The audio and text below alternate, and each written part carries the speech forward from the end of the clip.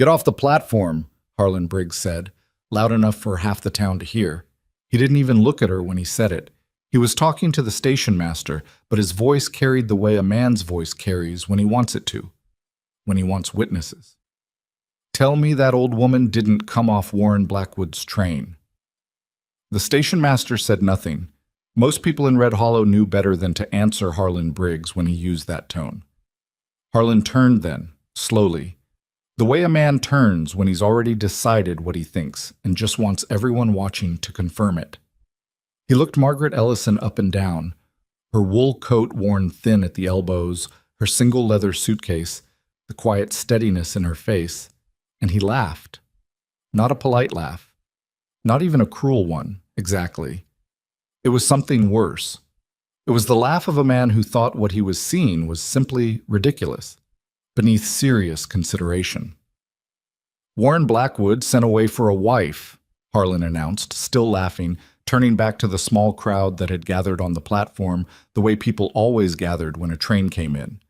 "And they sent him a grandmother." A few people laughed. Some looked away. Margaret heard every word. She picked up her suitcase and kept walking. If that story already has you leaning forward, if you already want to know whether Margaret Ellison proved every one of them wrong, then you're exactly the kind of viewer this channel was made for. Hit subscribe right now and turn on your notifications, because every week we bring you stories about ordinary people who refuse to be written off, and you will not want to miss a single one. And before you keep watching, drop a comment and tell me what city or country you're watching from.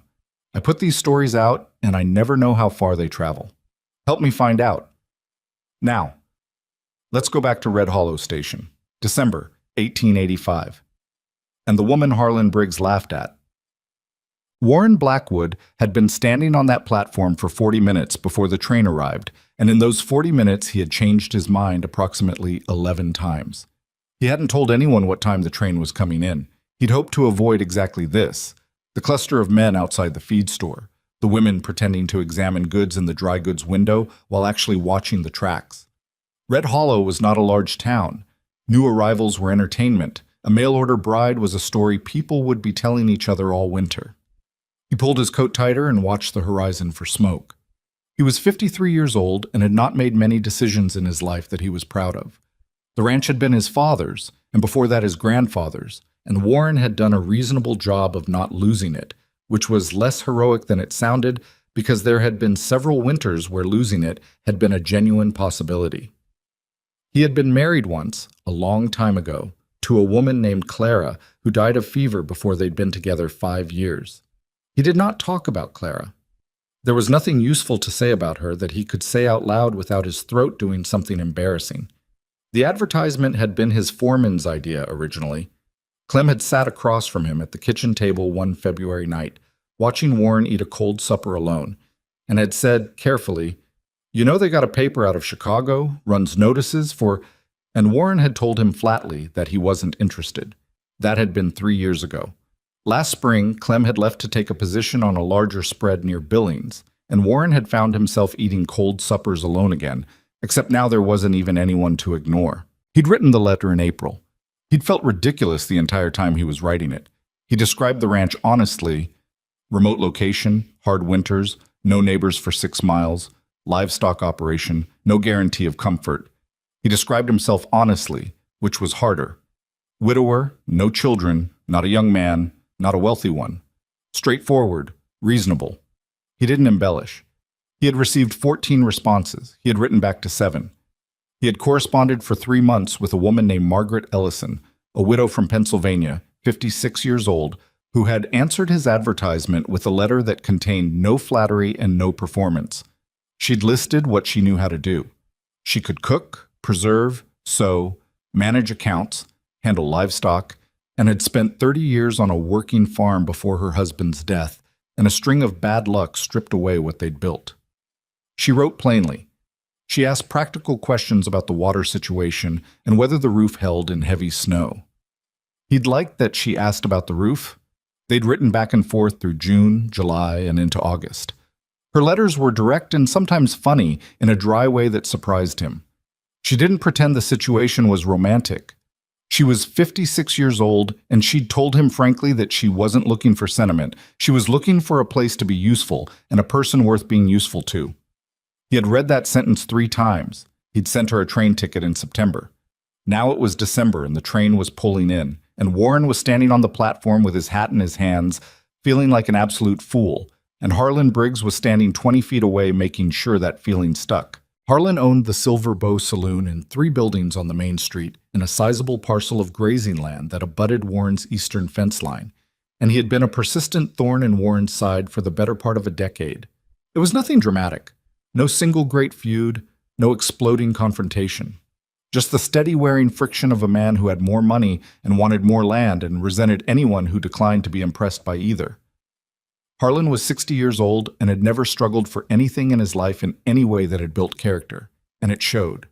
He'd arrived at the station, Warren suspected, specifically because he'd found out about the advertisement. Harlan found out about most things. The train slowed. Steam billowed across the platform. Warren put his hat back on. The passenger door opened. He watched the steps. A young couple came down first, a man in a traveling suit, a family with 2 small children who immediately ran in opposite directions while their mother called after them in an exhausted voice. Then Margaret Ellison stepped onto the platform, and Warren's first thought, which he was not proud of and did not share with anyone, was that she looked exactly like her letters. He couldn't have explained that if anyone asked. She was a woman he'd never seen before, in her late 50s, with gray-streaked dark hair pinned back, and a coat that had seen better winters, and a leather suitcase that she carried herself without looking around for help. Her face was not beautiful in any conventional sense the dime novels would have described. It was a face that had been through things. Lines around the eyes, around the mouth. A stillness to it that wasn't coldness, more like someone who had learned that reacting to everything that happened was a waste of energy you might need later. She stepped onto the platform and she looked around, taking in the station, the town beyond it, the frozen hills in the distance. She didn't look frightened. She didn't look thrilled. She looked like a woman assessing a situation. That was when Harlan made his announcement. Warren was already moving toward her when the laugh happened. He heard it. He saw Margaret hear it, saw the slight tightening around her jaw, the fraction of a second where something moved behind her eyes. Then it was gone. She picked up her suitcase and kept walking, right toward Warren, and when she reached him, she extended her hand with the same directness she'd had in her letters. "Mr. Blackwood," she said, "I hope I haven't kept you waiting long." "Train was on time," he said. He shook her hand. Her grip was firm. "I'm glad you arrived safely, Mrs. Ellison." Behind him he could hear Harlan still talking, something about Warren robbing the cradle in reverse, and a few obliging chuckles from the men around him. Warren didn't turn around. He picked up Margaret's suitcase. She let him, which he appreciated. She didn't make a production of refusing. And he said, "My wagon's just around the side. It's about an hour's drive to the ranch." "I read the description you gave," she said, falling into step beside him. "Remote. I've done remote before." "It's a particular kind of remote," he said. "Winter especially. How's the roof holding?" He almost smiled. "Better than last year." Behind them, Harlan Briggs was still performing for the crowd. Warren kept walking and didn't give him the satisfaction of looking back, and Margaret Ellison walked beside him as if the sound of a man's contempt was something she had already classified as irrelevant. The road to the ranch was frozen solid, and the wind had an edge to it that promised more weather before nightfall. Warren drove and Margaret sat beside him on the wagon bench, and they said very little for the first 20 minutes, which did not feel uncomfortable. She watched the landscape. He watched the horses and the road. "How long has the ranch been in your family?" she asked after a while. "My grandfather built the first structure in 1841, he said. "My father expanded it. I've been running it alone for about 9 years. "What size herd?" 42 head currently, was larger. Hard winter 3 years back. He paused. "I'm not going to pretend the operation is thriving. I said that in my letters and I'll say it again in person. It's a working ranch and it needs work." "I didn't come for a resort," she said. "I know, I'm just making sure."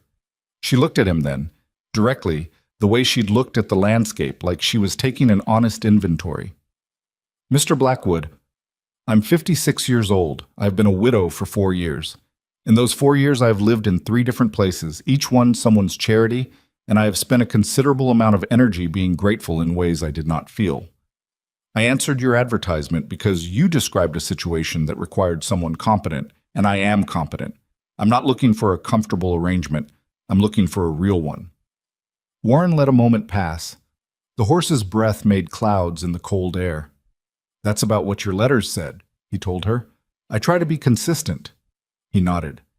"The ranch has a main cabin, a barn, a smokehouse that needs work, and a bunkhouse that's empty since my foreman left. It's not large. We'll be in close quarters." "I've read about frontier marriages, Mr. Blackwood," she said, with a dryness that was not unkind. "I'm not under illusions about what this is." "I want to make sure you're not under illusions about what it isn't either," he said. "I'm not a man who—" He stopped, started again. "I was married before, for a short time. I don't find conversation easy. I work long hours. I'm not unpleasant company, but I'm also not what you'd call entertaining." Margaret was quiet for a moment. "My husband talked constantly," she said, "from morning until he fell asleep in the chair. 31 years. I loved him, but the quiet has been the easiest thing about being alone." She paused. "I think we'll get along fine." Warren glanced at her sideways. He thought she might be right. The ranch emerged from the winter landscape the way all working ranches do. Not dramatically, not like something from a painting, but gradually, piece by piece, revealing its imperfections as it came into view. The fence line first, weathered posts, one section with wire that sagged badly and needed replacing. Then the barn, solid enough, but with a dark patch on the roof where something had been patched imperfectly. Then the cabin, low-roofed, stone chimney trailing smoke, windows glowing with the fire Warren had kept banked since morning. He watched her take it in. She didn't say anything for a long moment. "It's real," she said, finally. He wasn't sure what she meant by that, but it didn't sound like a complaint. He helped her down from the wagon and showed her through the cabin, which he had cleaned thoroughly and was still deeply aware was a place that a woman like Clara would have wept quietly over when no one was watching. The main room served as kitchen and sitting area. There was a table, 2 chairs, a cast-iron stove. The bedroom was small. He'd put clean linens on, his best ones, which were not very impressive. He showed her the pantry with its current provisions, which were adequate but would benefit from someone who knew what they were doing with them. Margaret walked through each room the way she'd walked off the train platform, not rushing, not performing a reaction, just looking at things directly and thinking. "Where do you want me to start?" she asked. "I'm sorry?" "In the morning. Where's most urgent?" He stared at her. "Mrs. Ellison, you just arrived. You don't need to—" "I traveled for 4 days," she said. "I slept on a train. I'm not fragile." She looked at the pantry again. "Your salt pork is going to turn if it's not addressed. And you've got moisture getting in somewhere along the north wall. You can smell it. I'd like to look at that tomorrow." Warren stood in the doorway of his own kitchen feeling, for reasons he couldn't entirely explain, like he had just been organized. "The barn animals will need feeding at first light," he said slowly. "After that, there's fence to check on the eastern side." "Then I'll start with the barn," she said. She set her suitcase down by the bedroom door and moved to the stove and picked up the pot that Warren had left there, and she smelled what was in it, and she said, without turning around, "Do you have any dried onion?" "In the top shelf," he said. "Left side." "Then supper will be ready in about an hour." He stood there a moment longer. Then he went back outside to see to the horses, and he thought carefully that he had no idea what was going to happen next. The next morning came gray and cold with a low cloud ceiling that Warren recognized. He was up before light, the way he always was, and he found Margaret already at the stove. This surprised him. He didn't know what he'd expected. She'd had a long journey. He'd assumed she'd sleep. "You didn't have to get up," he said. "I know," she said. She handed him a cup of coffee. "How long have those clouds been building?" He took the coffee, looked out the window. "Since yesterday afternoon." "What's your read on it?" He thought about being reassuring. He looked at her face and decided she didn't want that. "Could be nothing," he said. "Could be a hard blow by nightfall. This territory, the bad ones come up faster than you'd expect." She nodded. "What needs to be moved inside if it comes on hard?" "Hay from the south stack. and there are tools stored in the lean-to east of the barn that would be lost if the snow came heavy. Then let's start with those, she said, and handed him a second cup that he realized she'd had ready for herself. And then she put on the coat she'd hung by the door the night before and she went outside. Warren followed her. Around mid-morning, when they were still moving hay and the sky had gotten noticeably darker and the wind had picked up a cold, purposeful edge, he heard a horse on the road. He recognized the horse before he could see the rider clearly. Harlan Briggs pulled up at the fence line and looked at the two of them. Warren with his arms full of hay, Margaret beside him doing the same, and he had the expression of a man who had expected to find something disappointing and was not disappointed. "Blackwood," he said. "Hard at work, I see." His eyes went to Margaret. He didn't greet her. "I came to talk to you about the eastern fence line, the one that borders my grazing land." "There's nothing to talk about," Warren said. "That's my fence on my land." "Your fence is in a state of disrepair that's allowing my cattle to wander," Harlan said. "I've had 2 animals lost in the past month. I'll be expecting compensation." "Your cattle wouldn't wander if you didn't overgraze your own land," Warren said. His voice was flat.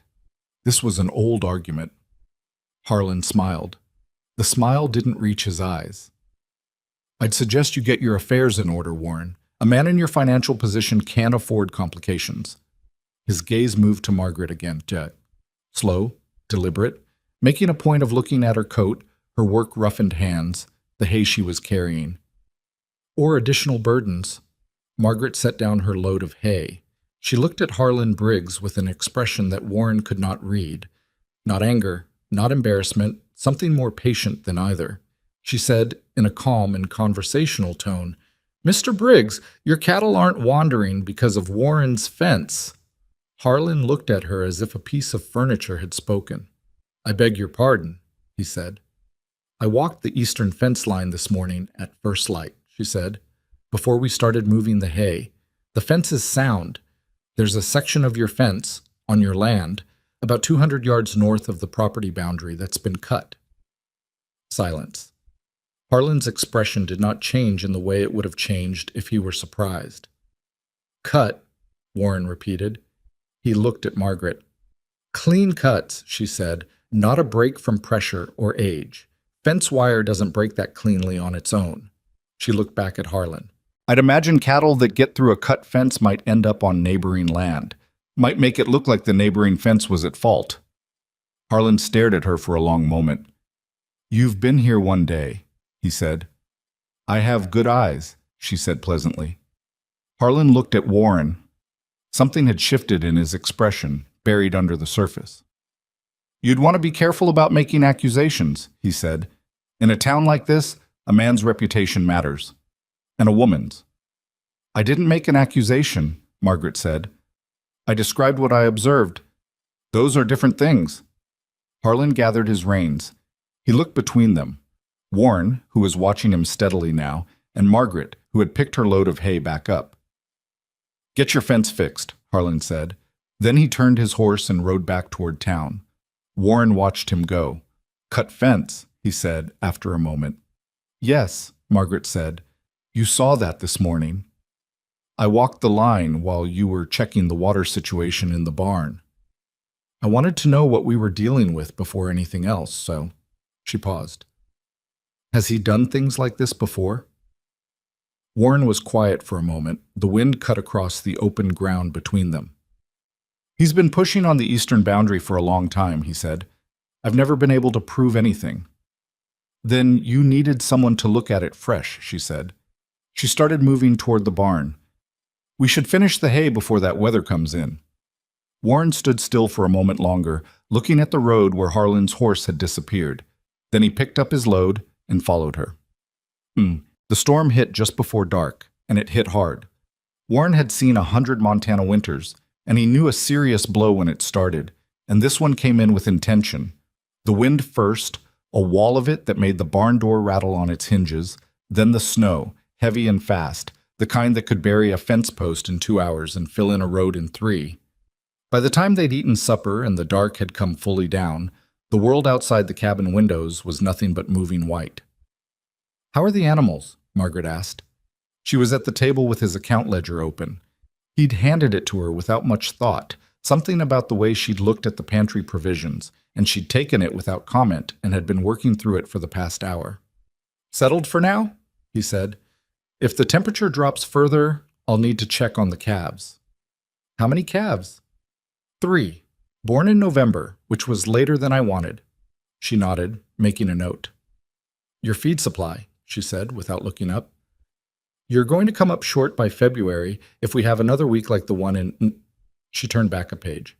"1883. "I know," he said. "What's your access to credit at the general store?" He told her. She thought about it. "It's manageable if we're careful," she said, "but there's no margin. Any unexpected loss, animal, equipment—" She left it there. "I know," he said again. He looked up at him then. Whatever she saw on his face, he wasn't sure what it was. He wasn't a man who spent much time examining his own expressions. She didn't offer false comfort. She said, "I've run accounts that were tighter than this and come out the other side. It requires knowing exactly where every dollar goes." "That's something I've never been good at," he admitted. It cost him something to say it. "I am," she said simply. Not bragging, just stating a fact about herself. She went back to the ledger. Warren sat across from her and listened to the wind try to push the storm through the walls. And he thought about the ranch and the eastern fence and Harlan Briggs's expression when Margaret had described the cut wire. And he thought that in 24 hours this woman had already changed the shape of things in ways he couldn't entirely account for. He thought about Clara. He thought about how Clara had been warm and quick to laugh and had loved him fiercely and had been entirely unsuited to the harsh, specific loneliness of the Montana frontier, and how that was not a fault but a fact, and how her death had left him with a grief he'd never properly set down. He thought that Margaret Ellison was nothing like Clara. He thought that this was possibly exactly what the situation required. Outside, something crashed, loud enough that they both looked up. A piece of the barn overhang, probably. In weather like this, things came loose. Warren was already reaching for his coat. Margaret was reaching for hers. "You don't need to come," he said. "I wasn't asking permission," she said. She didn't say it sharply. She said it the same way she said most things, evenly, like a statement of simple fact, like the idea that she might stay inside while he went out alone into the dark, and the storm was a category error, something that didn't apply to the kind of person she was. Warren looked at her. She was buttoning her coat with hands that moved steadily despite the fact that the cabin temperature had dropped a full 10 degrees in the last hour. "The wind's going to be bad," he said. "I've been in wind before," she said. He handed her his spare pair of work gloves. They were too large for her hands. She put them on without comment. He pushed open the door, and the storm came in to meet them, and they went out into it together. In the darkness and the howling cold, with the snow coming at them sideways and the lantern in Warren's hand barely making a dent in the white, something settled in his chest that he hadn't expected to feel that night. He couldn't name it precisely. It wasn't comfort, not exactly. It was something more like the feeling of weight being distributed, the sense of a burden shifted from one set of shoulders to two. He led the way toward the barn, and Margaret Ellison stayed beside him step for step, and the storm screamed around them, and neither of them looked back. The barn door had lost one of its upper hinges. Warren saw it the moment the lantern light reached it. The whole left side of the door had pulled away from the frame and was swinging loose, banging against the outer wall with every gust, and the wind was getting in. He could hear the animals before he could see them. The horses were moving in their stalls, hooves shifting on frozen ground, and somewhere in the back he could hear one of the calves making a sound that meant distress. He got his shoulder into the door and held it against the wind while Margaret slid past him into the barn. "Latch on the inside," she called back. Can you get it?" He reached around the broken edge and found the interior latch and threw it, and the door went still, and the screaming of the wind dropped by half. His ears rang in the sudden relative quiet. Margaret was already moving through the barn with the extra lantern she'd grabbed from the cabin hook on the way out. He hadn't even seen her take it. She went to the calves first, which was the right call, and he went after her. The 3 calves were huddled in the corner of their shared pen, and one of them, the smallest one, a brown and white animal Warren had privately been worrying about since November, was shaking. not shivering the way a cold animal shivers, shaking badly. "How old is she?" Margaret said. Not a question, exactly. 7 weeks, Warren said. "She's been the runt."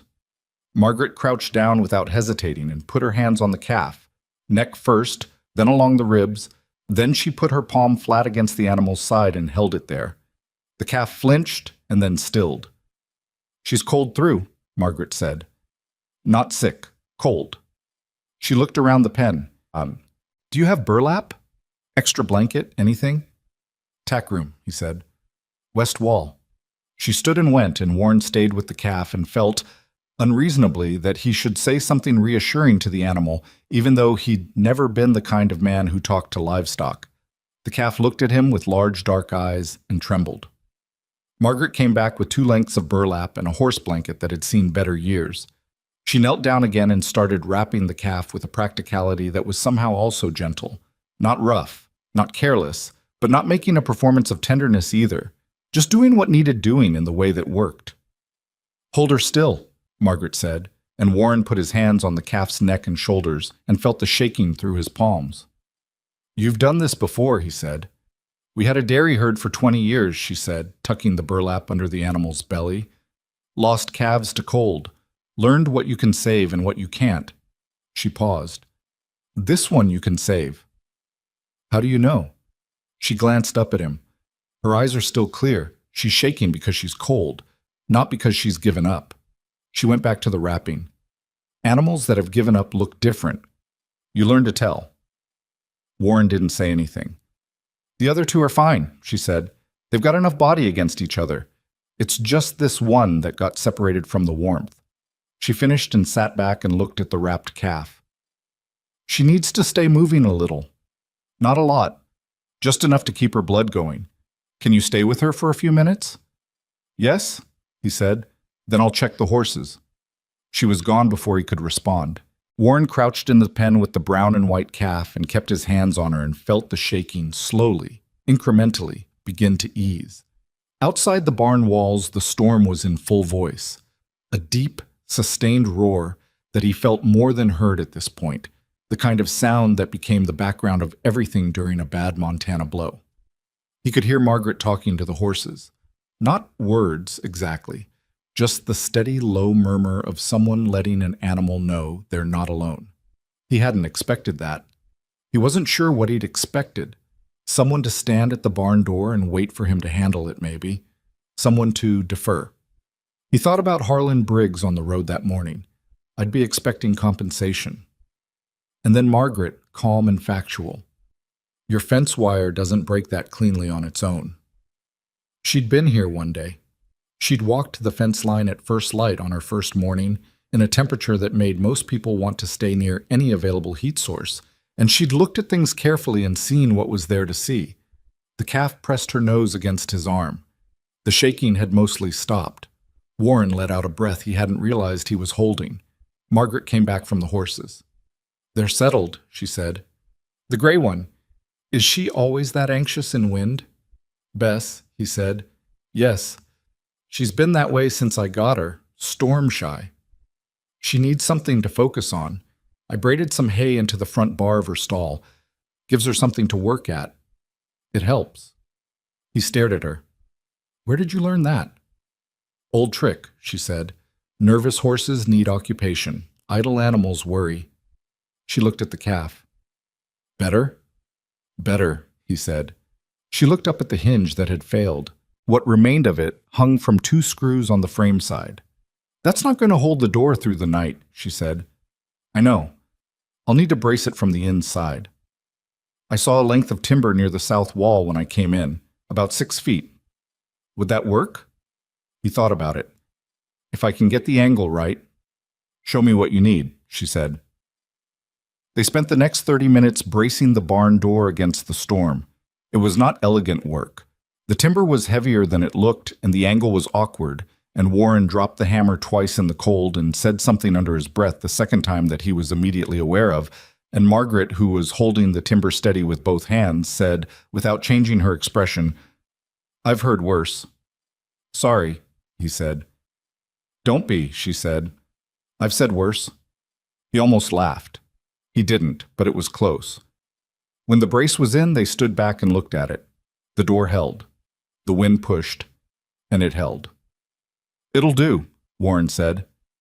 "It'll do," she agreed. They made a full circuit of the barn after that, checking every animal, checking the roof where snow was accumulating, checking the south wall where he'd always suspected a gap in the insulation that he'd never properly addressed. Margaret found the gap, put her hand flat against the wall, and felt the cold coming through and said, "There," like she was identifying something on a map. He stuffed it with loose hay as a temporary measure and made a mental note that added to the long list of mental notes he'd been accumulating for 9 years alone. By the time they came back inside the cabin, it was past 10 o'clock, and the storm showed no sign of reducing itself, and they were both tired in the particular way of physical work done in cold air, which was a different kind of tired than ordinary exhaustion. Warren built the fire up, and Margaret went to the stove and heated water and made something from the pantry that turned out to be a reasonable version of oat porridge, which was not what he would have called a 10 o'clock meal, but which he ate without complaint because he was hungry, and it was warm. "The calf will be all right through the night?" Margaret asked. She was sitting across from him, hands wrapped around her cup. "Should be," he said. "I'll check again before I sleep." She nodded. "I'll come." "You don't have to?" "Warren." She said his name. Not Mr. Blackwood, just his name, and it was the first time she'd done it. It stopped him mid-sentence. "I'm not a visitor," she said. "I'm not a guest. I'm not a burden you have to manage. The sooner we stop having this particular exchange, the better it'll go for both of us." He looked at her. "I'm not trying to protect you," he said. I'm not used to..." He stopped, started again. "I've been doing this alone for a long time. I don't have good habits for having someone else here." "I noticed," she said without cruelty. "You apologize every time I do something useful. You don't need to do that." "I don't know what to do instead," he said. It came out more honestly than he'd intended. Margaret was quiet for a moment. She turned her cup in her hands. "Say thank you," she said, "if you feel like it. Or say nothing. But stop apologizing for having help." He thought about that. "Thank you," he said. "For the calf, for the horses, for the fence this morning." She looked at him steadily. "You're welcome," she said. Simple as that. The storm kept on through the night and into the next day, and on the second morning Warren woke to find Margaret already outside, which was becoming a pattern he was going to have to stop being surprised by. He pulled on his coat and boots and followed her and found her at the east side of the cabin with a snow shovel, working on the drift that had built up against the woodpile. "I could have done that," he said. She handed him a second shovel she'd leaned against the wall. "Then come do it," she said. They shoveled together. The snow was deep and heavy, the kind that came in wet and packed solid, and it was slow work. Warren's shoulders felt it in the first 10 minutes. He watched Margaret work. Steady pace, no wasted movement, not trying to take too much in each lift. She'd done this kind of work before. A long time, and many winters. "Tell me about your farm," he said. "In Pennsylvania." She was quiet for a moment. He wondered if he'd overstepped. "Dairy and grain," she said. "Outside of Lancaster. My husband Edwin's family land, same as this is your family's land. We had it 31 years. She shoveled and threw. Lost it 3 years after Edwin died. Bad debt, bad luck, and a lawyer who knew how to read a contract better than I did." Her voice was level. "I was 53 years old and I had $60, a leather suitcase, and a skill set that nobody in a city has any use for." "I'm sorry," Warren said. "Don't be sorry," she said. "I'm not. I was angry for a long time. That was useful. Anger got me through some nights that might have gone differently. But I'm not angry anymore. That farm is gone. This one..." She stopped shoveling for a moment and looked at the ranch, the snow-covered roofline of the cabin, the barn, the distant fence line. "This one is here." Warren looked at the same view. "It's not much," he said. "Edwin's farm wasn't much when we started," she said. "Most things that become something weren't much when they started." He didn't have anything to add to that. They went back to shoveling. Around mid-morning, with the storm finally starting to thin at the edges the way storms did when they were running out of themselves, Warren heard a horse on the road again. He stopped shoveling and looked up, and this time it wasn't just Harlan Briggs. It was Harlan Briggs and two men Warren recognized as hands from Harlan's spread. A large man named Dutch, who'd been with Harlan for years, and a younger one Warren didn't know well whose name was possibly Garrett. They pulled up at the fence line, and Harlan looked at the cabin and the cleared path and the two people with shovels, and his expression was the same as it always was, calculating, certain of itself. "Blackwood," he said, "I need to talk to you about the fence, and I've brought witnesses this time." Warren set his shovel against the cabin wall. "Witnesses to what?" "To the state of your eastern fence line, which has been allowing my cattle to trespass on my own grazing land." Harlan pulled a folded paper from his coat pocket. "I've had this drawn up. Formal complaint of property damage and livestock loss. My attorney says—" "Your fence was cut," Margaret said. Harlan looked at her. His expression shifted slightly, a tightening around the eyes. "Mrs. Blackwood," he said, with deliberate slowness, emphasizing the name in a way that managed to make it sound dismissive. "I don't know what you think you observed. I observed wire cut with a tool," she said. "Clean cuts at 3 separate points, 200 yards north of the property boundary on your land. I described the location precisely yesterday, and I'll describe it again now to your witnesses if that's useful." Dutch and the younger hand exchanged a look. Harlan did not look at them. "A woman who arrived 2 days ago is not a credible witness to the history of—" "The cuts were fresh," Margaret said. "The wire edges hadn't oxidized. Whatever tool made them was used recently." She paused. "Within the last week, I'd estimate." Silence. The wind moved the loose snow across the ground between them. "You should think carefully," Harlan said, and now the pleasantness was entirely gone from his voice, "about making statements you can't support. In this county, a man with property and standing has certain advantages in disputes. You're new here. You don't have standing. You don't have history." "I have eyes," Margaret said. "Harlan," Warren said, and something in his voice made everyone go still. "I've been walking soft with you for 10 years because this is a small territory and I didn't want trouble. I want you to hear me clearly right now." He was looking at Harlan steadily, and his voice was quiet the way it got when he was actually serious.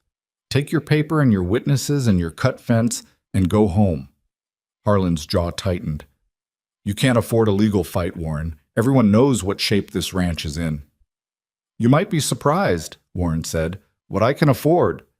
It wasn't true, or not entirely true, and Harlan probably knew that. But he didn't know about the ledger open on Warren's table, or the woman who'd spent the previous evening working through it with the focus of someone who'd rebuilt from nothing before. He didn't know what he was dealing with, and you could see the first edge of that uncertainty move through his expression, just a flicker, just a fraction of a second, before he pulled it back. He folded the paper, put it back in his pocket. "I'll be watching," he said. "I know you will," Warren said. Harlan turned his horse and his men followed, and Warren and Margaret stood in the snow and watched them go. After a moment, Warren picked his shovel back up. Margaret picked up hers. "He's going to come back," she said. "He always comes back," Warren said. "Then we need to document the fence," she said. "Before anything else, the cut wire, the location, the condition, written record, dated and signed. We'd need a witness." "Does anyone in town—" she started. "There's a woman named Agnes Kettridge," Warren said. "She runs the dry goods store. She's been here 20 years, and she doesn't owe Harlan anything. Her husband and Harlan had a dispute over water rights about 5 years back." He paused. "She might. Can we get to town before the roads close again?" He looked at the sky. The storm was thinning, but not done. "Maybe," he said, "if we go now." She was already setting down her shovel. The road to Red Hollow was navigable, barely. The horses had to pick through the drifts in places, and Warren kept them slow where he couldn't see the road surface clearly underneath the snow. Margaret sat beside him on the wagon bench and did not complain about the cold or the pace or the discomfort of a wagon seat in freezing temperatures. She asked him about Agnes Kettridge. He told her what he knew. Sensible woman, 50 or so, ran the store alone since her husband's health failed, known in town as someone who kept her word and her accounts in order. "What do I say to her?" Margaret asked. Tell her the truth, Warren said. That's generally her preference.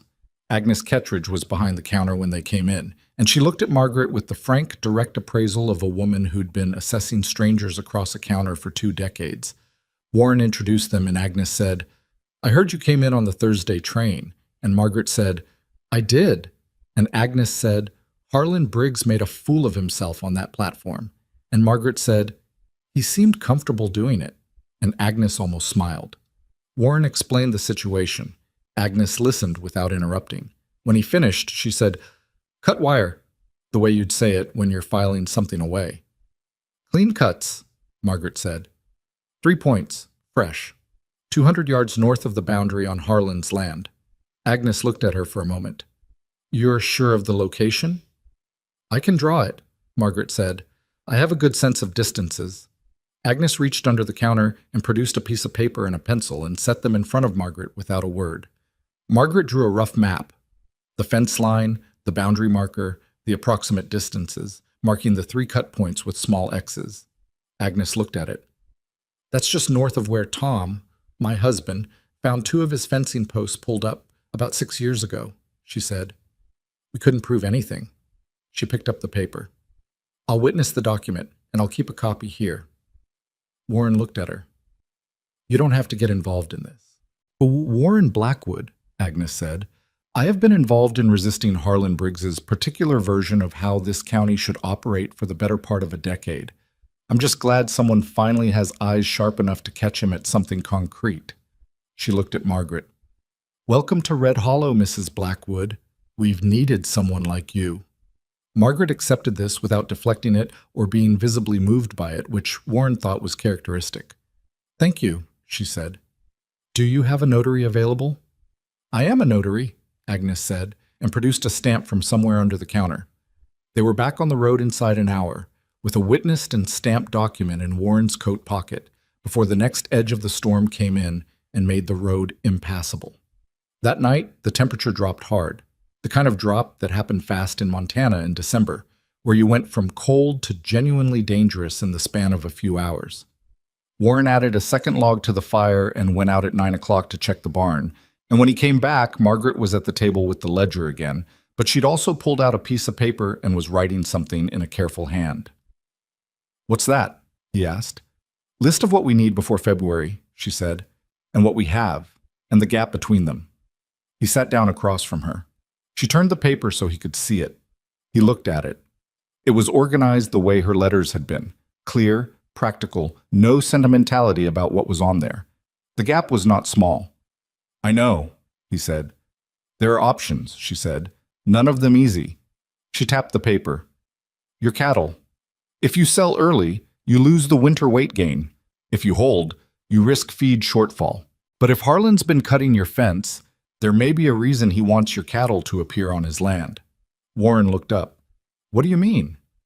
A rancher with stray cattle on his neighbor's land, she said, could, if the law were friendly to him, claim the cattle were abandoned or unclaimed, especially if the rancher in question had financial difficulties that were documented.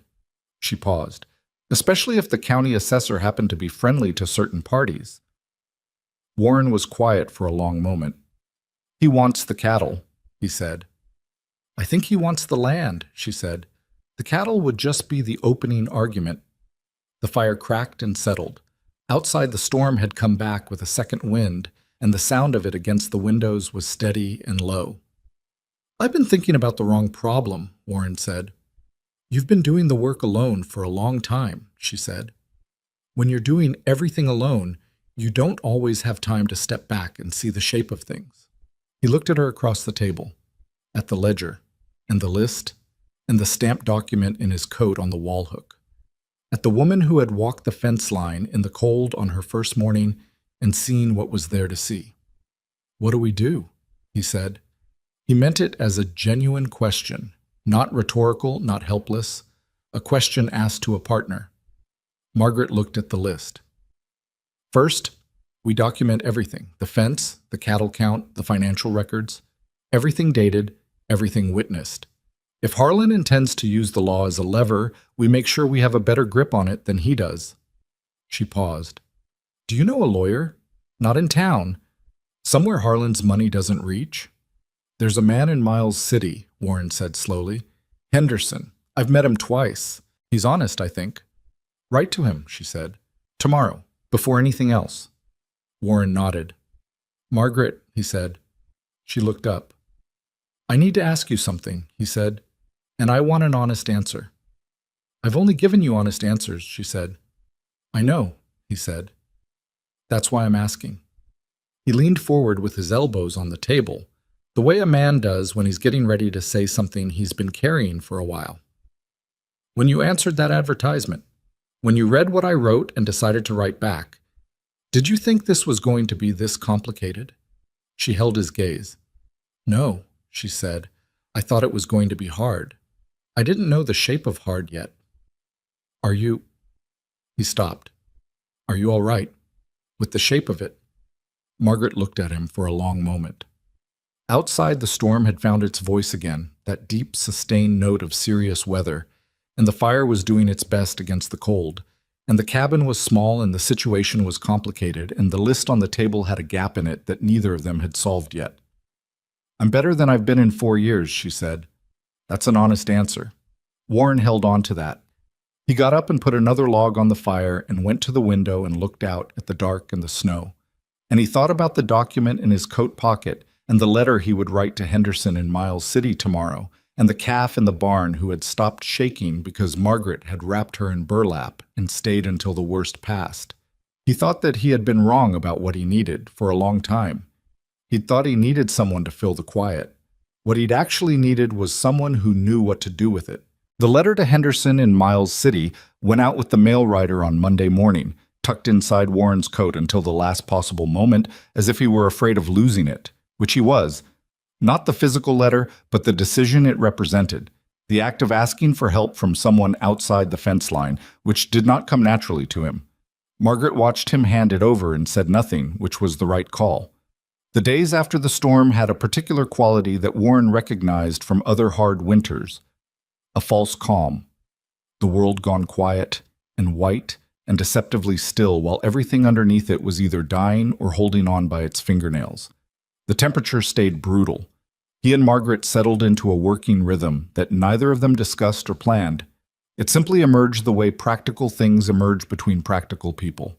He took the barn in the early morning, she took the kitchen and the accounts. They met in the middle for the heavy work and split the fence checks between them. The brown and white calf, which Margaret had taken to calling Button on account of her eyes, was gaining strength. Warren had not named an animal on this ranch in 9 years. He did not comment on this development. Agnes Kettridge sent a note out with a supply delivery on Wednesday. It said only, Harlan was in town asking questions about the Henderson firm in Miles City. Thought you should know. A.K. Warren read it at the table and handed it to Margaret without a word. She read it and set it down. He has someone watching the mail, she said. Probably, Warren said. Then Henderson needs to know that too, she said. Whatever we send him going forward, we should assume Harlan's read it first. He hadn't thought of that. He sat with the discomfort of not having thought of it. We need a way to communicate that goes around Harlan, he said. Agnes, Margaret said. If Henderson sends correspondence to Agnes at the store, addressed as a business matter, supply invoice, something ordinary, Agnes would do it, he said. I think she would, Margaret said.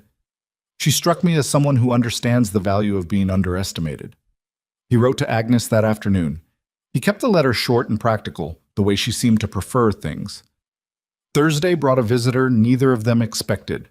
Warren was in the barn checking the roof bracing when he heard a wagon and came out to find an old man on a buckboard who introduced himself as Roy Pender, a homesteader whose land sat about 4 miles east, beyond Harlan's property, not adjacent to Warren's, which meant he'd gone around the long way to get here, a significant detour in this weather. Roy Pender was in his mid-60s, weathered the way men get weathered when they've spent most of their lives outdoors, with a face like old leather and eyes that moved carefully over everything before settling. He did not get down from the buckboard immediately.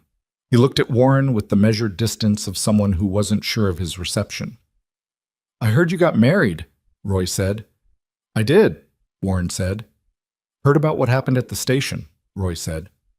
Harlan. He said the name like it tasted of something. Come inside, Warren said. It's too cold to stand out here. Margaret had coffee ready before Roy had finished unwinding his scarf, which seemed to surprise him. He sat at the table and looked at her with the same careful eyes he'd used on Warren, and she looked back at him steadily. Mrs. Blackwood, he said. He turned the name over, trying it out. I heard you spotted the cut wire. Word travels fast, she said. In winter, there's nothing to talk about but each other's business, he said.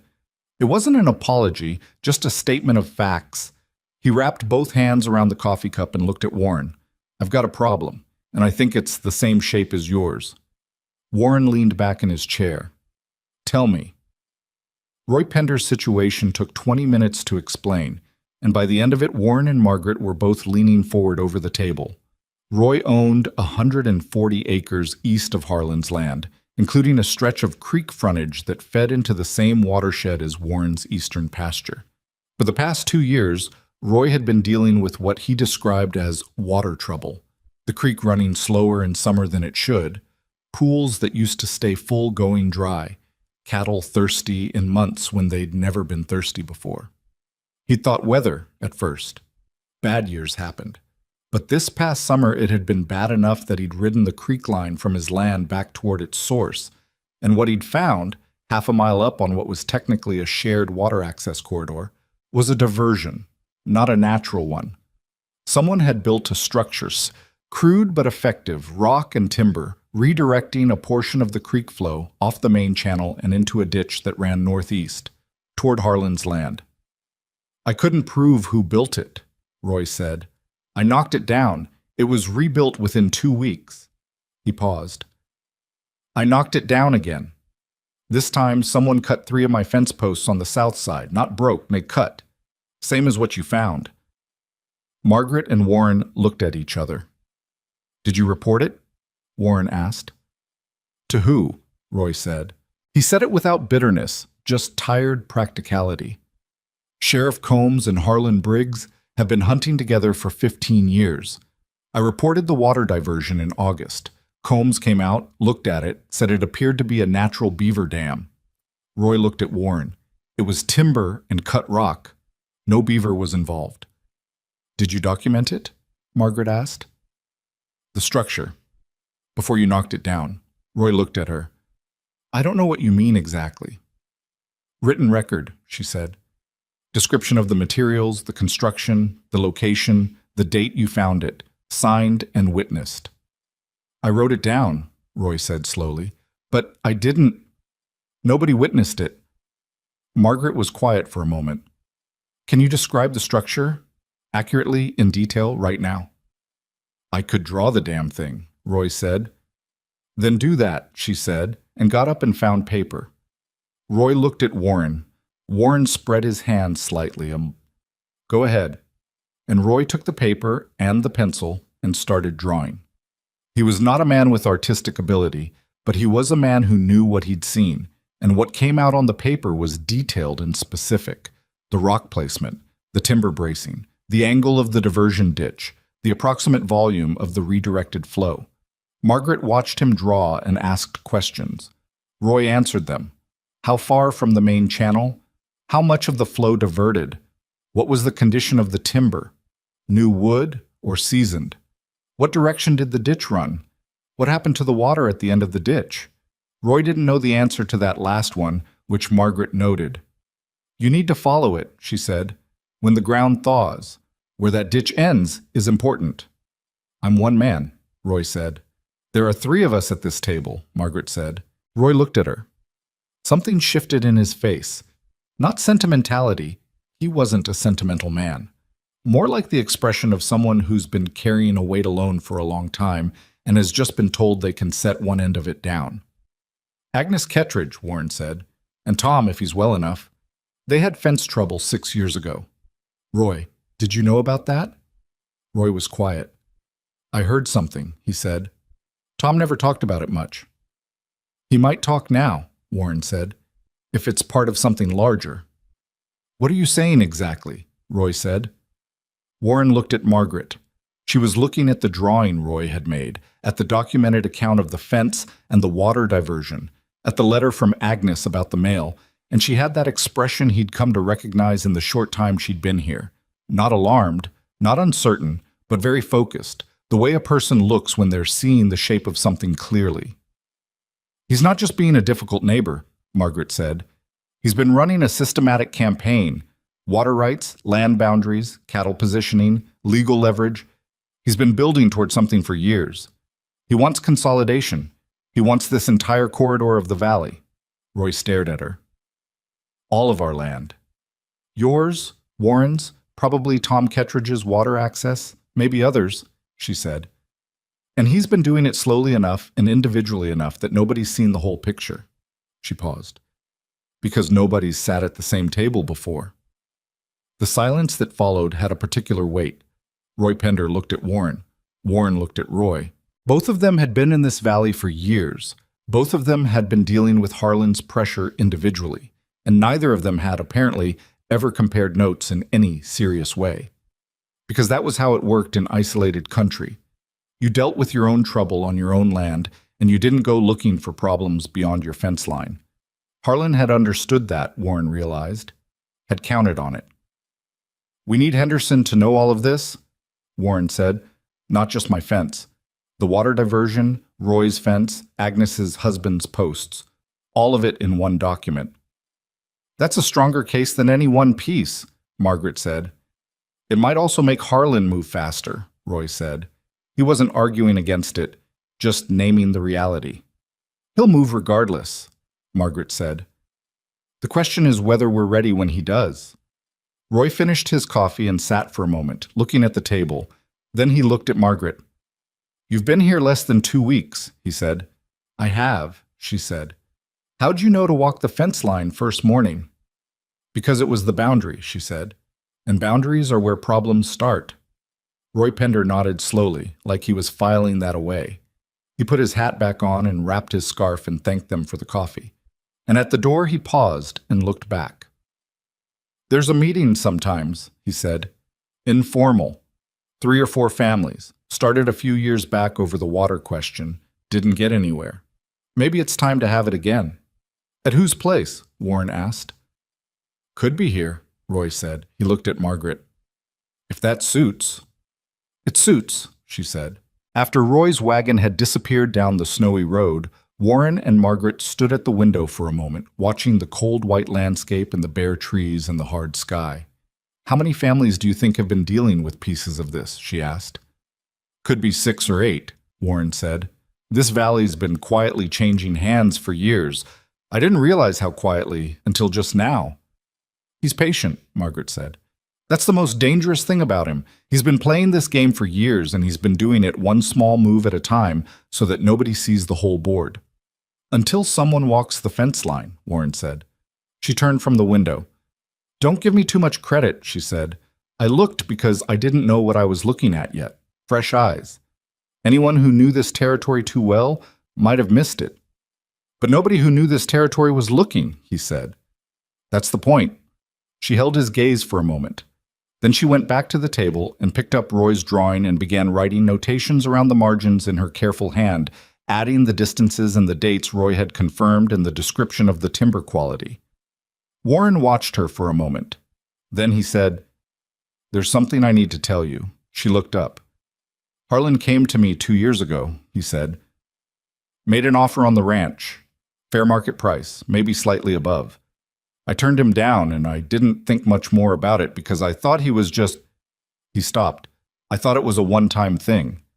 "How long after that did the fence trouble start?" she asked. He thought about it. 4 months, maybe?" She nodded, like she'd expected that. "He doesn't take no as a permanent answer," she said. "He takes it as a starting position. I should have—" "It's not useful to go back," she said. "What matters is the record from now forward. Every incident, every date, every name. Document everything we can prove and don't claim what we can't." She paused. "When Henderson responds, he'll tell us what we actually have. Until then, we build the file." They built the file. It took several days and it was not exciting work. It was the kind of careful, detailed, unglamorous labor that never looked significant from the outside. Margaret organized it. She created a system, dated entries, each one describing a specific incident, listing what was observed, who observed it, whether there were witnesses, and what physical evidence existed. Warren contributed the timeline from his own experience. Fence repairs he'd made that he'd attributed to ordinary wear, cattle that had drifted in ways he'd thought were random, a water trough that had gone dry 2 summers running on the east pasture. Laid out in sequence, dated and in order, it stopped looking random. Agnes sent word that Tom Kettridge wanted to talk. His health wasn't good enough for him to travel, but Agnes said he'd remembered things about the fence post incident and the water rights discussion he'd had with Harlan years ago that he wanted to write down while he still could remember them clearly. Did they want her to take the statement? Margaret wrote back through Agnes's supply delivery system. Yes, please. All the detail he can provide.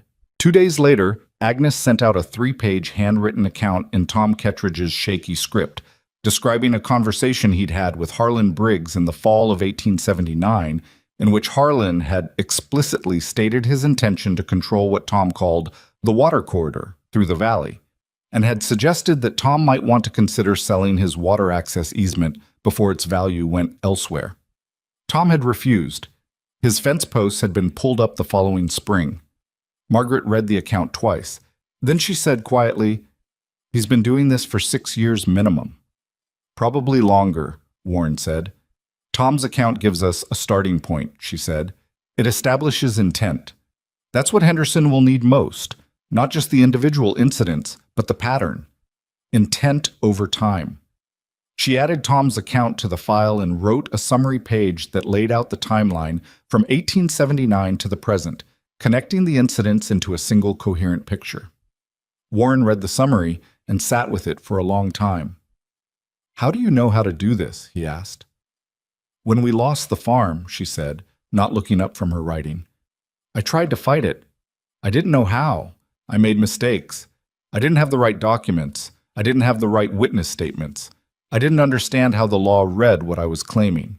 She set the pencil down. "I lost because I didn't know how to speak the law's language. So I learned it. After. Too late for my farm." She looked at him. "Not too late for yours." There was something in her voice when she said it. Not performance, not sentiment, just the flat, clear sound of someone who had paid for knowledge the hard way and was now using it.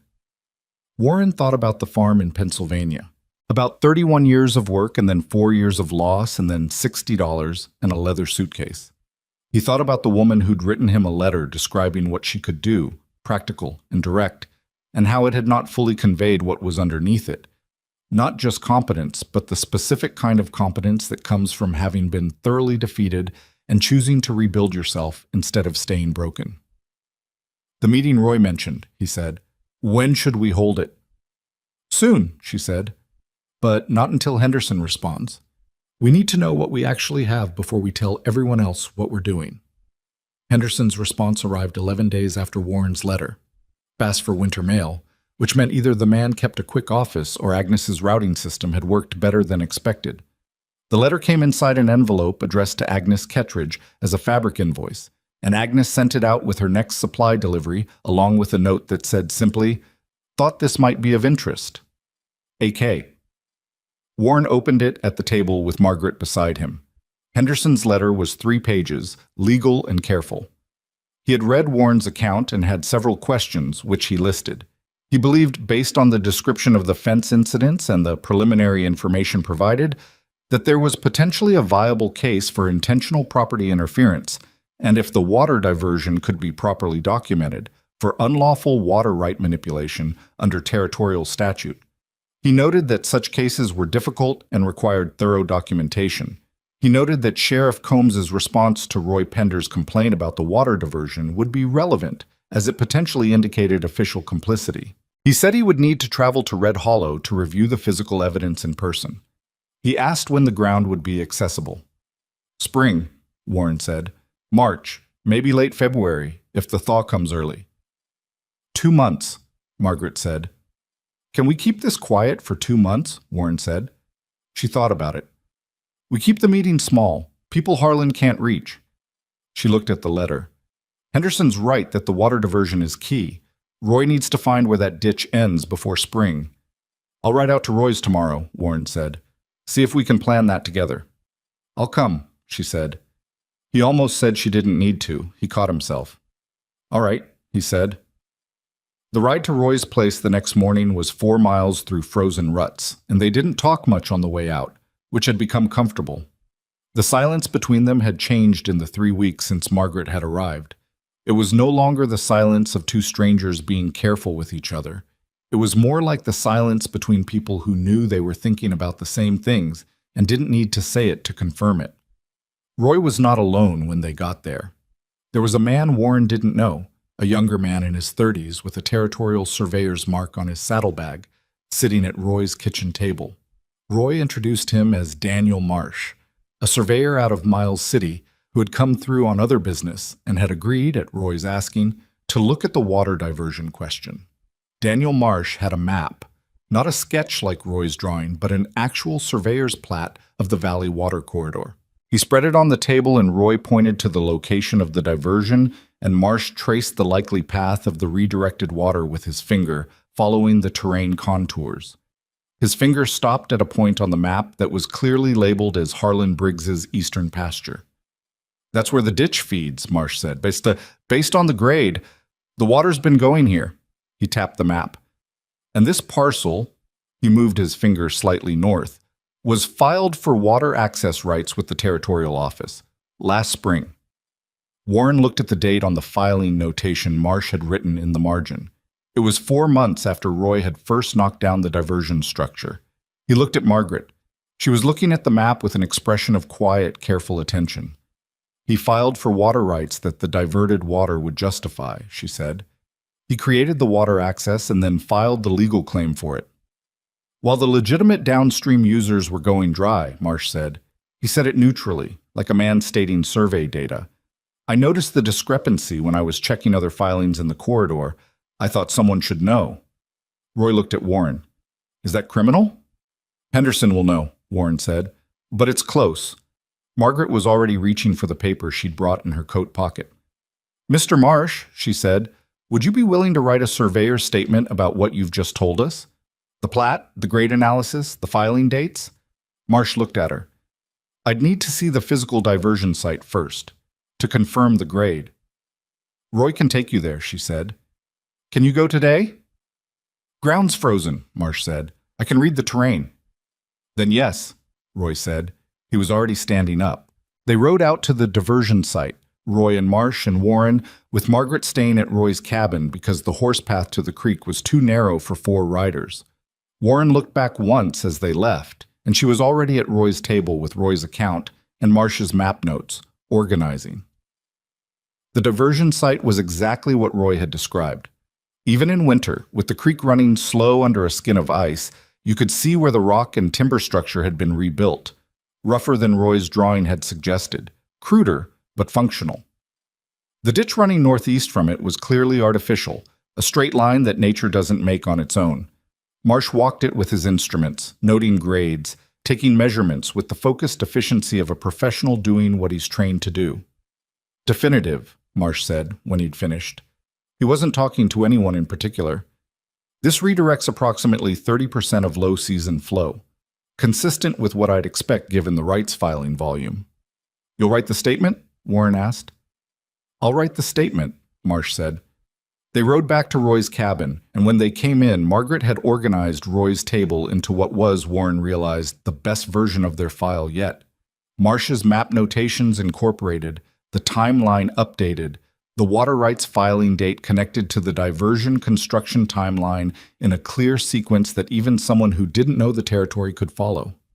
Marsh looked at it for a long time. You put this together? He asked Margaret. With help, she said.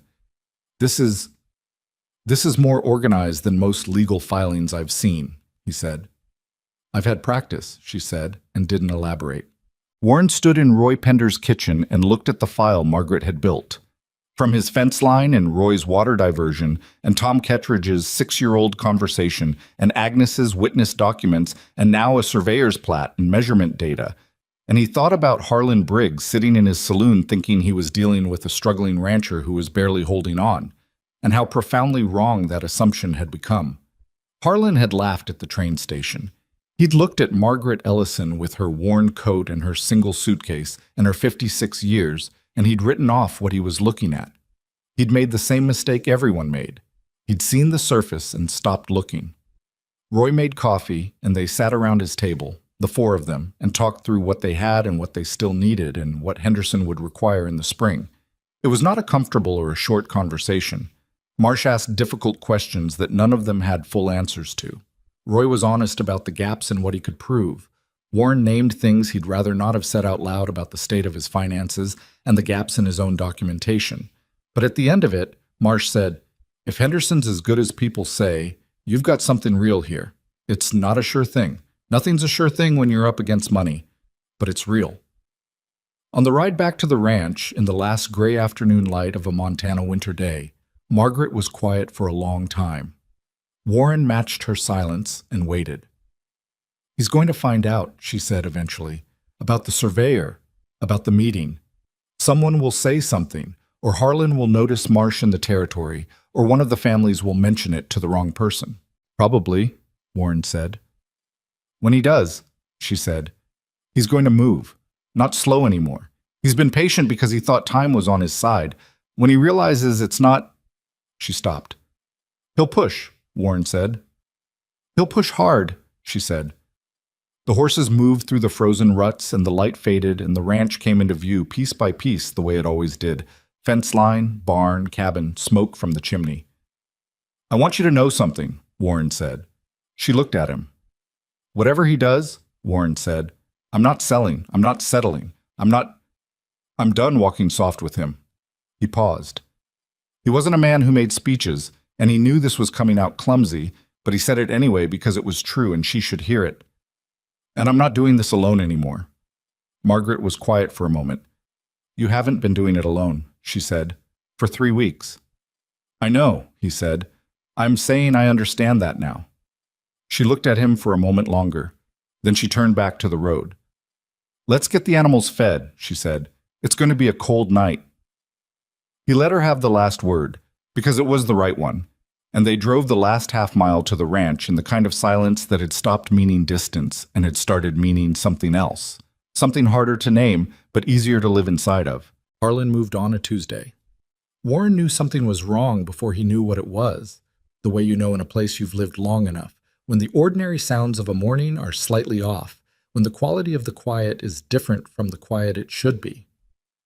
He was in the barn checking the water trough when he heard horses on the road, more than one, moving fast for the conditions, and he came out into the cold morning light and counted 3 riders before he got to the fence. Not Harlan himself. Harlan rarely came himself anymore. It was Dutch in front and Garrett beside him, and a third man Warren didn't recognize, heavy-set, town clothes under a ranch coat, carrying a leather satchel that didn't belong on a working rider. Warren stood at the fence and waited.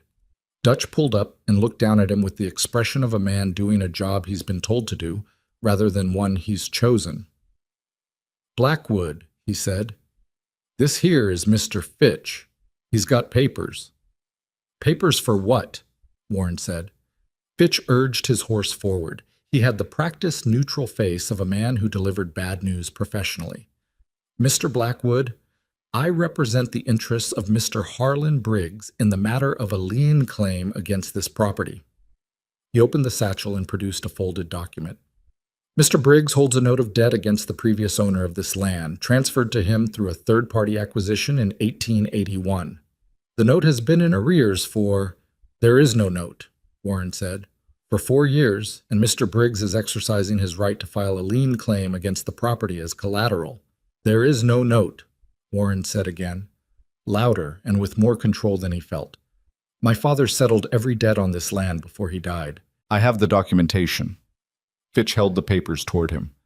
"You'll want to have someone review these, Mr. Blackwood. You have 30 days to respond to the territorial court before the claim—" "Get off my land," Warren said. Dutch shifted in his saddle. Garrett watched Warren with the careful attention of someone gauging distance. "Mr. Blackwood, I said get off my land." Warren was not shouting. His voice had gone very flat and very quiet, which in his experience communicated the essential point more effectively than shouting. You can leave those papers on the fence post if you want me to read them, but the three of you need to turn around in the next 30 seconds. Fitch looked at Dutch. Dutch looked at Warren for a moment, reading something in his face, and then he said to Fitch, "Leave them on the post." And Fitch leaned over and tucked the papers into the fence wire, and they turned and rode back the way they'd come. Warren stood at the fence until they were out of sight. Then he took the papers from the wire and walked back to the cabin. And the walk took about 40 seconds. And in those 40 seconds, he ran through everything he knew about his father's accounts and what he believed was in the records box under the bed and whether he actually had what he just claimed he had. And the answer was, he thought so, but he wasn't certain, and not certain wasn't good enough. Margaret was at the table when he came in. She took one look at his face and said, "What happened?" He put the papers on the table. She read them. She read them twice, quickly the first time, then slowly. He watched her face and it told him very little, which was either reassuring or not depending on how you looked at it. "Lien claim," she said, "based on an alleged debt note from 1878, transferred to Briggs through a company called Meridian Land Holdings in 1881. She looked up. "Do you know that name? Meridian?" "No," he said. "Have you ever seen any document from them?" "No." "Does your father's paperwork go back to 78? "It should," he said. "The records box. Under the bed." He was already moving. The records box had been under Warren's bed for 9 years. He'd looked in it exactly twice since his father died.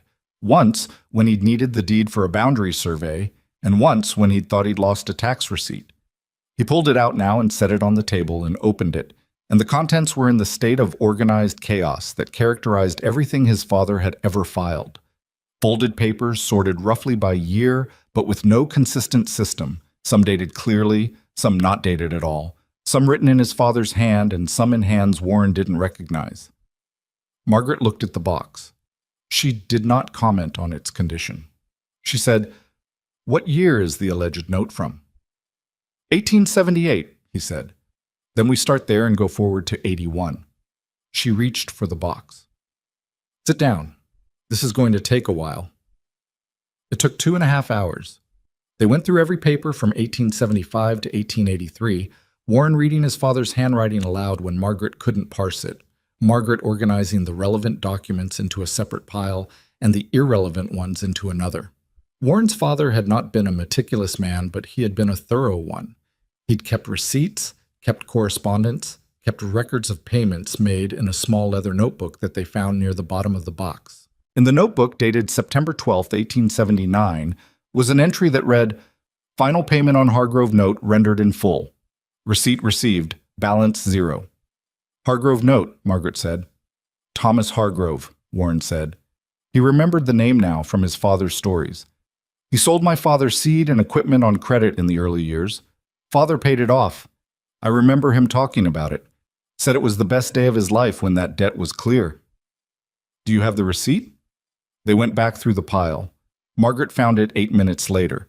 A single folded receipt from Thomas Hargrove, dated September 14, 1879, acknowledging receipt of final payment and marking the debt settled in full. Margaret set it on the table between them. "Harlan's note claims the debt was still active in 1881 when Meridian Land Holdings acquired it," she said. "This receipt says the debt was settled in full in 1879. She paused. "Either Harlan's document is forged, or Meridian purchased a note that was already settled without knowing it. Or," Warren said, "Meridian purchased a note that was already settled and didn't care." Margaret looked at him. "Yes," she said. "That's the more likely interpretation." He sat with that for a moment, the specific cold anger that came with understanding something you'd been slow to see. "He's had this in reserve," Warren said. "The lien. He's been holding it." "Waiting until the moment it would hurt most," she said. "After we contacted Henderson, after Roy started asking questions, after the surveyor came through. He's heard enough to know the situation is changing. This is meant to destabilize you before Henderson gets here." "It worked," Warren said, "for about 10 minutes. 10 minutes is fine," she said, "as long as you have the receipt." She picked up the Hargrove receipt and held it to the light from the window, examining it carefully. It was 47 years old and slightly foxed at the edges, but the ink was clear and Hargrove's signature was legible.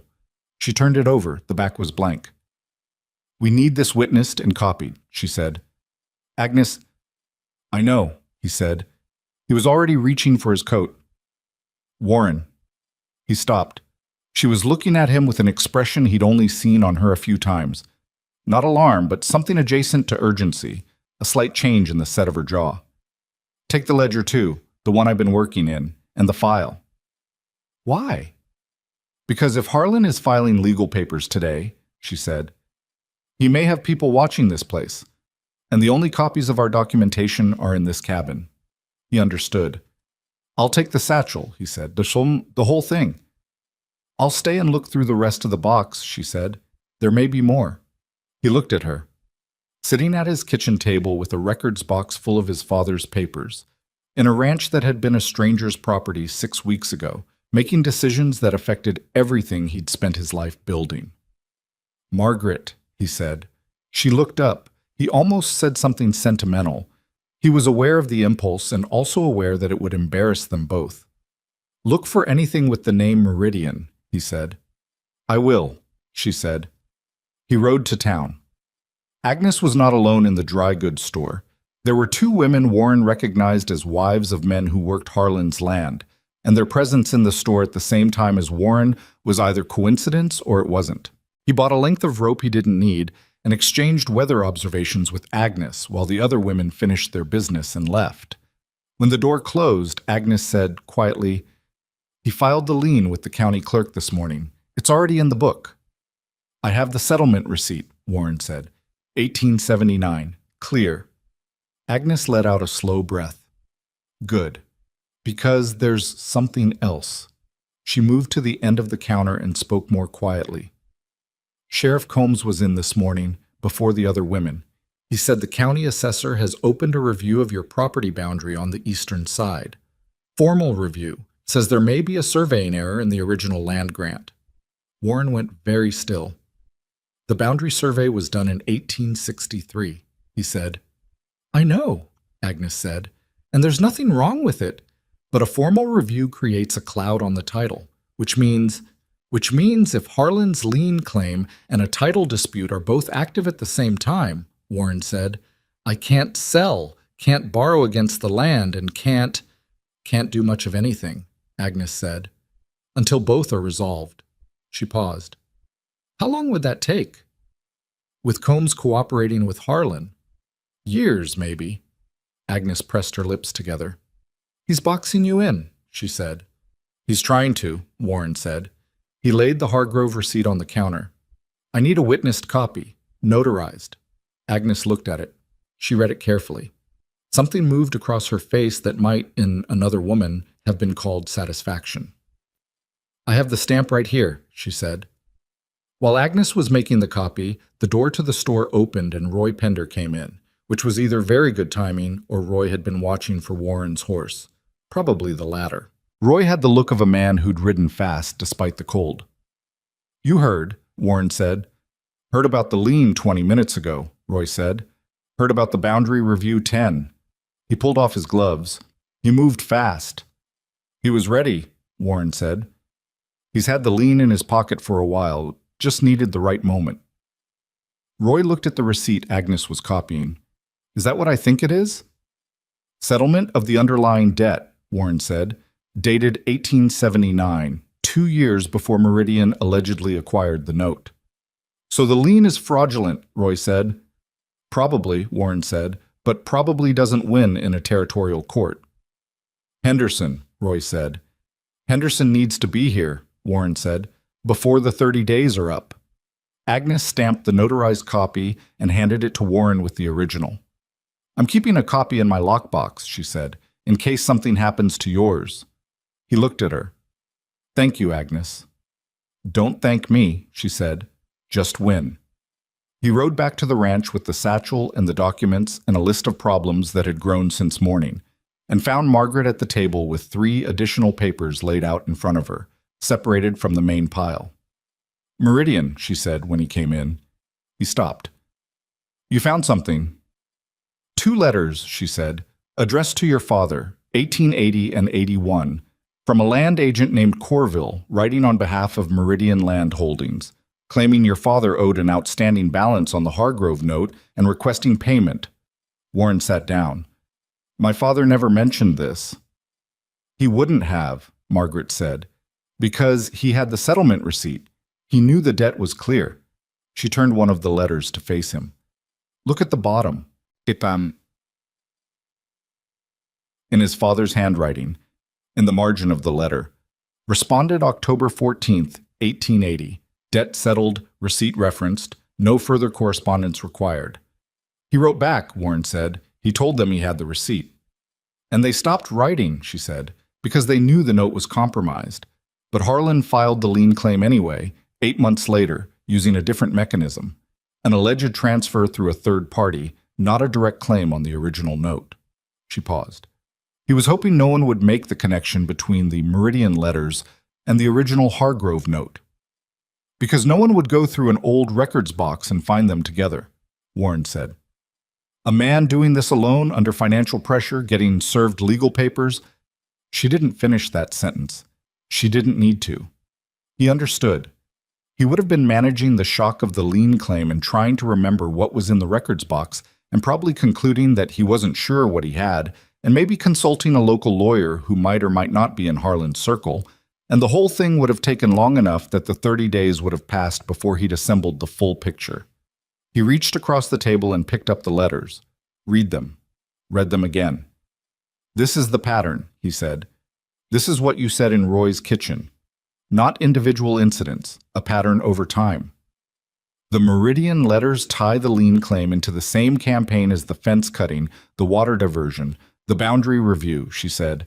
They're not separate problems. They're the same hand, the same strategy, going back at least to 80. Henderson needs these. How fast can we get word to Henderson? Agnes's route, she said. Today. He wrote the letter to Henderson in 20 minutes, which was fast for him. He'd never been a quick writer, but the clarity of the situation helped. He laid out the Hargrove receipt, the Meridian letters, his father's notation, the sequence of events.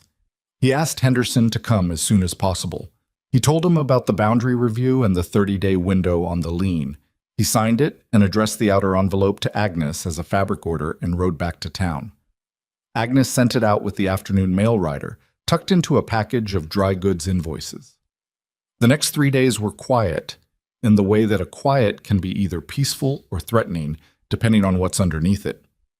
Warren repaired fence and checked cattle and did the ordinary work of the ranch, and Margaret organized the documentation and wrote a clean summary that laid out every connected incident from 1879 to the present in clear sequence, and neither of them talked much about what was coming because there wasn't much useful to say about it yet. On the 4th day, Dutch came back. He came alone this time, no Fitch, no Garrett, and he came up the road at a pace that wasn't aggressive, and he stopped at the fence and waited, which was different from last time.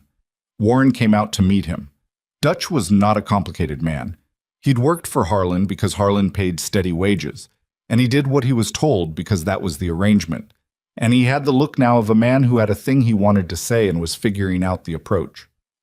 I'm not here official, Dutch said. Warren waited. The surveyor, Dutch said. Marsh. I know he came through Roy Pender's place. Harlan knows too. He paused. I want you to know I didn't tell him. Who did? Warren said. Dutch looked off in the hills. Garrett's got a loose mouth, he said. He mentioned it in the saloon. Warren absorbed this. Why are you telling me? Dutch was quiet for a moment. He turned his hat in his hands, which was a gesture Warren had never seen from him. Dutch was not a man who fidgeted. I've worked for Harlan 11 years, he said. I've done a lot of things I'm not proud of. Some of them I didn't know the full shape of at the time. He paused. The fence. Last month. Warren went very still. I'm not saying I did it, Dutch said carefully. I'm saying I know who did. Garrett, Warren said. Dutch didn't confirm it. He didn't deny it either. He settled his hat back on his head. I've got a sister in Kansas, he said. I've been thinking about going to see her. He gathered his reins. I thought you should know about Garrett. He turned his horse and rode back toward town. Warren stood at the fence for a long time after he left. When he came inside, Margaret looked at his face and said, "Tell me." He told her. She listened without interrupting. When he finished, she said, "He's not going to give you a sworn statement." "No," Warren said. "But he told you," she said, "which means he's uncomfortable enough with what's happened that he wanted someone to know, even if he won't say it formally." "Henderson can't use it," Warren said. "Henderson can't use it directly," she said. "But if Garrett is the one who cut the fence and he's still in the area, and Henderson knows to look at him." She paused. People with loose mouths in saloons say things that become evidence in ways they don't anticipate. Warren looked at her. "You've thought about this kind of thing before." "I've thought about what it's like to have the truth and not be able to prove it," she said. "It's a particular kind of frustrating. You learn to find the gaps." That night, after supper, they sat by the fire longer than usual. Warren had gotten into the habit of sitting a while before turning in, which he hadn't done when he was alone because sitting alone by a fire at the end of a long day had a quality he'd found difficult to endure. It was different now. He wasn't sure exactly when it had changed or what specific moment he could point to, but the shape of the evenings was different. "Can I ask you something?" he said. "You can always ask," she said. "When Henderson gets here," he said, "and this is resolved one way or another." He stopped. "I'm not assuming it goes our way. I've seen enough to know it might not." "It might not," she agreed. "If it doesn't," he said. "If Harlan wins this. If the land—" He stopped again. Margaret looked at him across the fire. She'd learned to wait when he was working towards something, not fill in the sentence for him, which he appreciated. "I want you to know that whatever happens to the land," he said, "is separate from what I want to happen with this." He made a gesture that was somewhat vague and encompassed the cabin and the fire and the two of them. "I didn't bring you here for the ranch. Or I did, originally, but it's not—" He was making a mess of this. He was aware of that. "What I'm trying to say is that you're not here because of what you can contribute to the operation." Margaret was quiet for a moment. "Warren," she said, "I know it's not well said," he said. "It's fine," she said. "I understood it." She looked at the fire. "I want you to know something too. When I answered your advertisement, you described a situation and I described a skill set, and it was a transaction. I understood that. I accepted it." She turned her cup in her hands. "It's not that now." "No," he said. "It's not." "I don't know what it is exactly," she said. "I don't think we need to name it yet." "No," he said. "We probably don't." The fire settled. Outside, the wind had come up again, not a storm, just the ordinary Montana winter wind that was always looking for gaps in things. "The cattle in the east pasture," she said after a while. "Two of them have been off their feed. Did you notice?" He had not noticed. "No," he said. "I'll look at them tomorrow morning," she said. "Might be nothing. Might be the cold." "Might be," she said.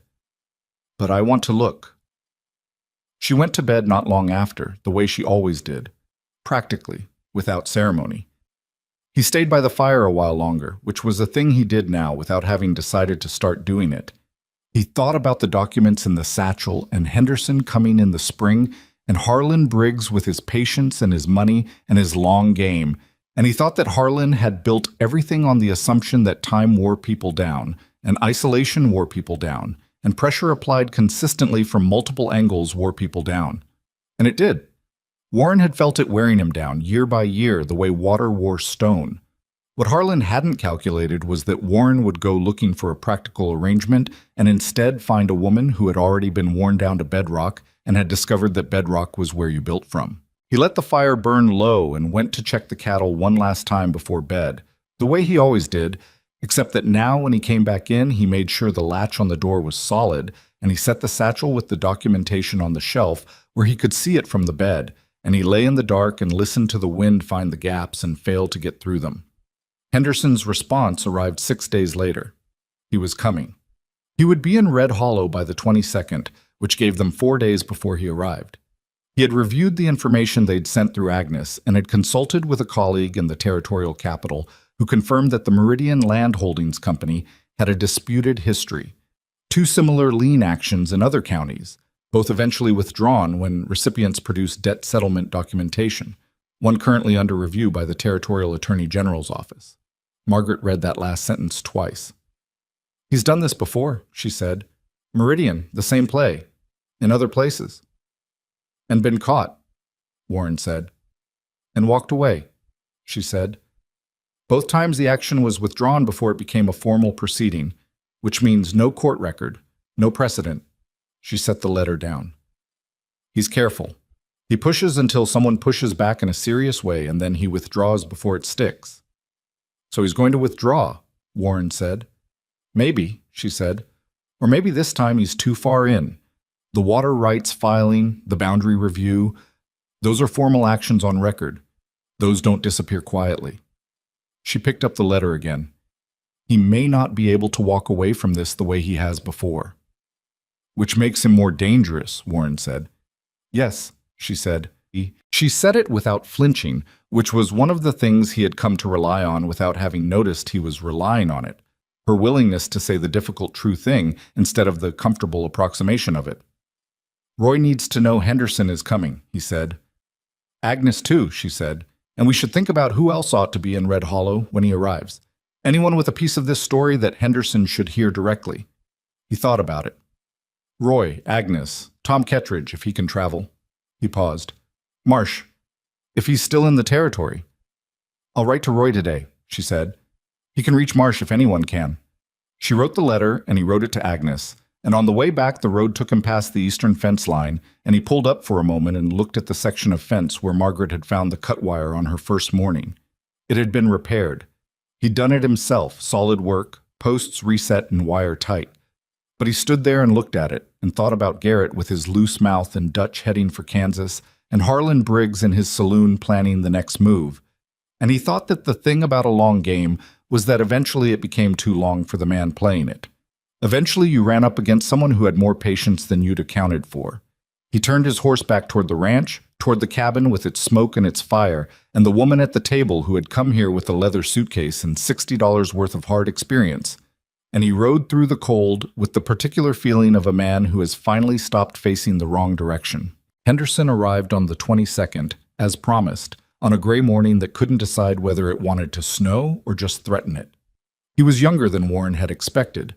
Mid-40s, lean, with the kind of face that gave nothing away by habit rather than by effort.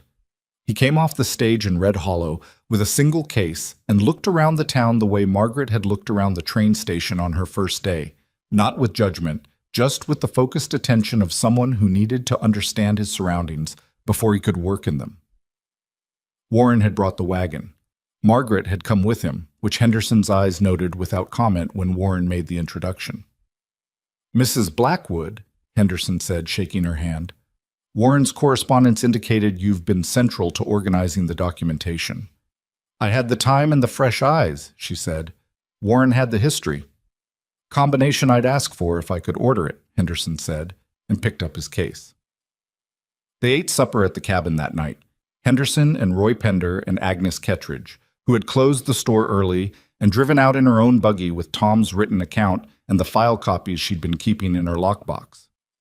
Warren built the fire up and Margaret made enough food for 6 people, which was the right call because the conversation was long and detailed and the kind of work that required something warm in front of you. Henderson went through everything.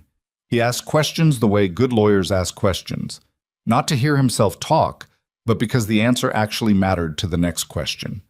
He read Tom Kettridge's account twice. He examined the Hargrove receipt and the Meridian letters, and his father's notation with the careful attention of a man who knew what he was looking for and had found it. He asked Roy to describe the water diversion structure in precise detail, asked about the timber quality again, new wood or seasoned, and wrote down Roy's answer. He asked Margaret about the fence. She described what she'd seen, the cut points, the cleanliness of the wire ends, the location relative to the boundary, the freshness. And Henderson listened and wrote and then asked, "How certain are you of the distance? 200 yards north of the boundary?" "I paced it," she said. "I know my pace. It was between 180 and 220. I said 200 because that's the middle estimate." "Could you identify the location again if you needed to?" Yes, she said, without difficulty. Henderson looked at her for a moment. You'd be willing to testify to that? It wasn't quite a question. If it comes to that, she said. Yes. Agnes said, she'd be the best witness you have. Harlan spent years making sure the people in this valley see what they expect to see. Margaret didn't know what to expect. She just looked. Henderson nodded slowly. He turned back to the Meridian documents. The Territorial Attorney General's office has been looking at Meridian for 14 months, he said. 2 previous lien actions, both withdrawn. What I didn't know until I made some inquiries last week is that the same man appears to be connected to all 3 actions. He paused. A land agent named Corville, the same name on the letters your father received. Warren looked at Margaret. Corville works for Harlan directly? Roy said. I can't prove that yet, Henderson said.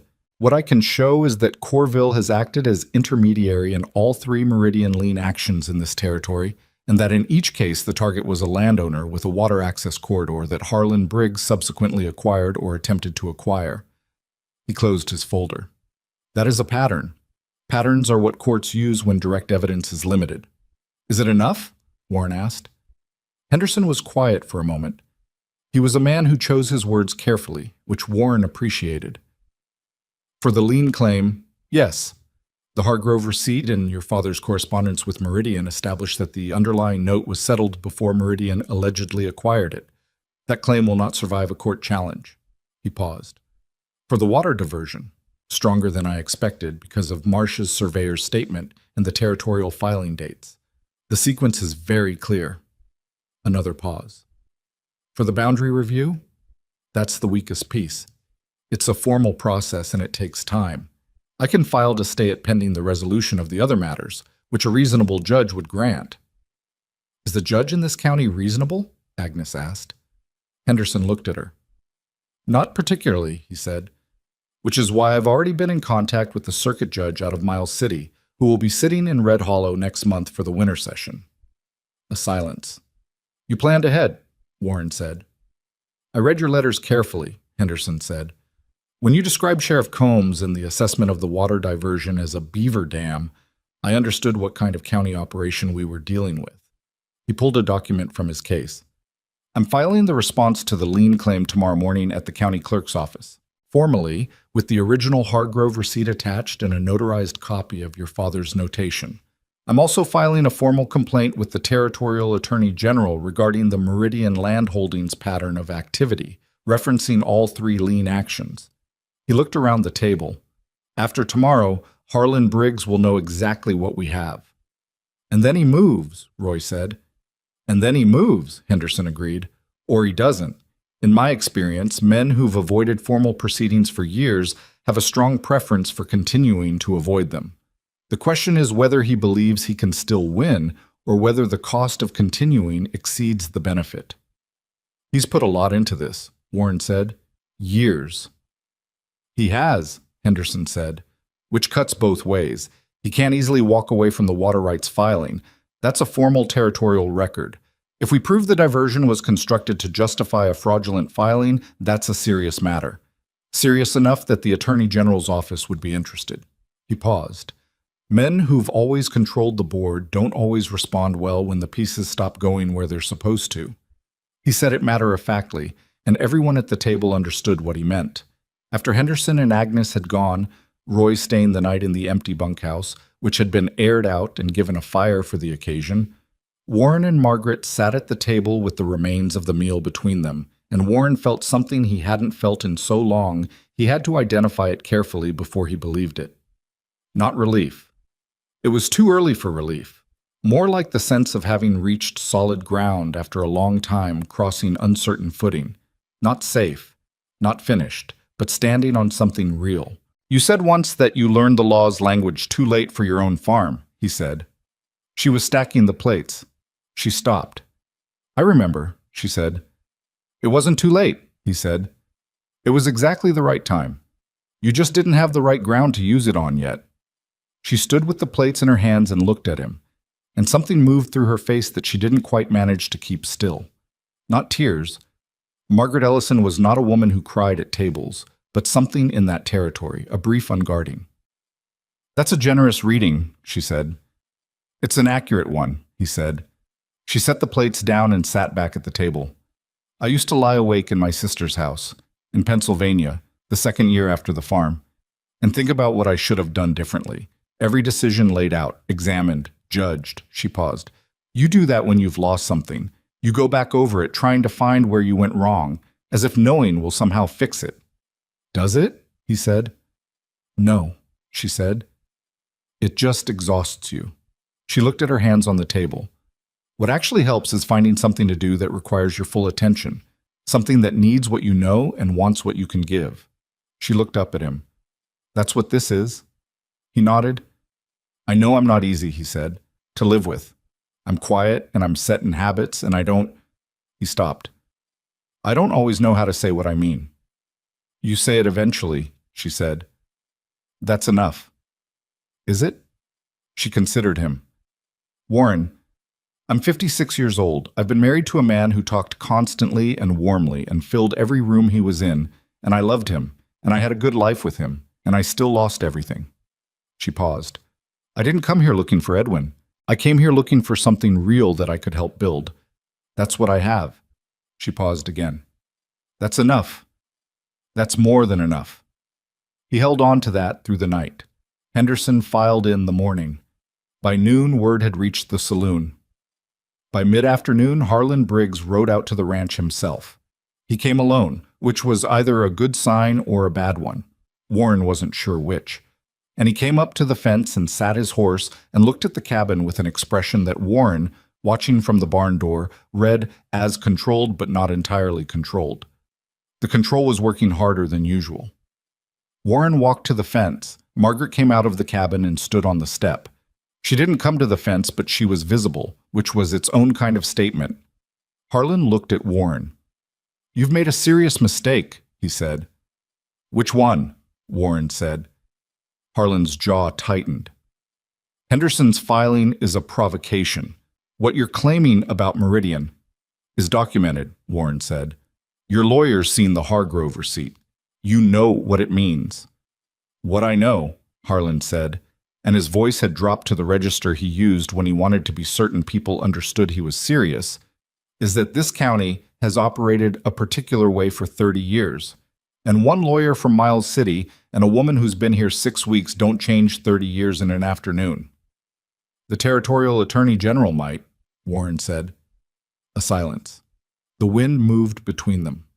"You're reaching," Harlan said. "Maybe," Warren said. "You want to find out?" Harlan looked at him. Warren had known Harlan Briggs for 10 years, and he had never in those 10 years seen him uncertain. He'd seen him angry, he'd seen him calculating, he'd seen him perform warmth and perform threat with equal facility. He had not seen what was currently moving behind his eyes, which was something adjacent to the look of a man who has been playing chess and has just realized the other player is 2 moves ahead on a board he thought he understood. He looked past Warren at Margaret. "You brought this on yourself," he said. Not to Warren, to her. She looked back at him from the step. "You started this years before I arrived," she said. "I just helped finish it." Harlan held her gaze for a long moment. Then he turned his horse. He didn't threaten again. He didn't make promises. He just turned and rode back toward town, and Warren watched him go, and Margaret watched him go. And when he was out of sight, Warren let out a breath that he'd been holding since Harlan had ridden up. He turned around. Margaret was still on the step. "He's going to try something else," she said. "Probably," Warren said. "But not that," she said. "Not the lien, not the boundary review. Those are done." "Henderson thinks so," Warren said. "Henderson's right," she said. And then, almost to herself, "He's used to people who have something to lose being afraid of losing it. He doesn't know what to do with people who've already lost everything and built back up." Warren walked back toward the cabin. When he reached the step, he stopped and looked at her. "We," he said. She looked at him. "You said people," he said. "You meant we." She looked at him for a moment. A corner of her mouth moved. "Yes," she said. "I meant we." The circuit judge arrived in Red Hollow on the 14th of February. A date that struck Warren as either ironic or fitting, he couldn't decide which, and sat for 3 days. The lien claim hearing took 40 minutes. Henderson presented the Hargrove receipt, the Meridian letters, the Elder Blackwood's notation and correspondence. Harlan's attorney, a man brought up from Billings, argued that the settlement receipt's authenticity was uncertain. Henderson produced Agnes's notarized copy and the original side by side, and noted that the paper and ink had been examined and were consistent with documents from the 1870s, and that the Billings attorney was welcome to have them independently verified at his client's expense. The Billings attorney declined. The circuit judge dismissed the lien claim with a notation that the underlying note appeared to have been settled prior to the alleged transfer, and referred the Meridian land holdings matter formally to the Territorial Attorney General's office. Harlan sat through it with his controlled face and his controlled posture and said nothing. The water diversion hearing was the following morning and took longer. Marsh testified. Roy testified. Henderson laid out the surveyor's plat, the grade analysis, the territorial water rights filing date against the construction timeline of the diversion. The Billings attorney challenged Marsh's methodology on 3 technical points, 2 of which Marsh answered with specifics that left no room to maneuver, and one of which Henderson addressed with a second surveyor's statement he'd obtained from a colleague in Miles City who had reviewed Marsh's data. The circuit judge was a compact woman in her 50s named Eleanor Voss, who had the air of someone who had been in rooms like this for a long time and found the performances of men with money somewhat less impressive than those men tended to assume. She asked several questions of her own during the testimony, direct and precise, and wrote the answers down herself. She ruled that the water diversion constituted an unlawful modification of a shared water corridor under territorial statute, ordered it removed at Harlan's expense within 60 days, and vacated the water rights filing on the grounds that it was based on artificially diverted flow that Harlan had no lawful claim to. She referred the matter of the filing itself to the Attorney General's office as a companion to the Meridian referral. She also, in a brief addendum that made the Billings attorney go very still, noted that the pattern of activity documented across the 3 proceedings, the lien action, the water diversion, the formally challenged boundary review, suggested a coordinated course of conduct, and that the court was forwarding its findings to the Territorial Attorney General's office with that characterization included. Harlan left the courthouse without speaking to anyone.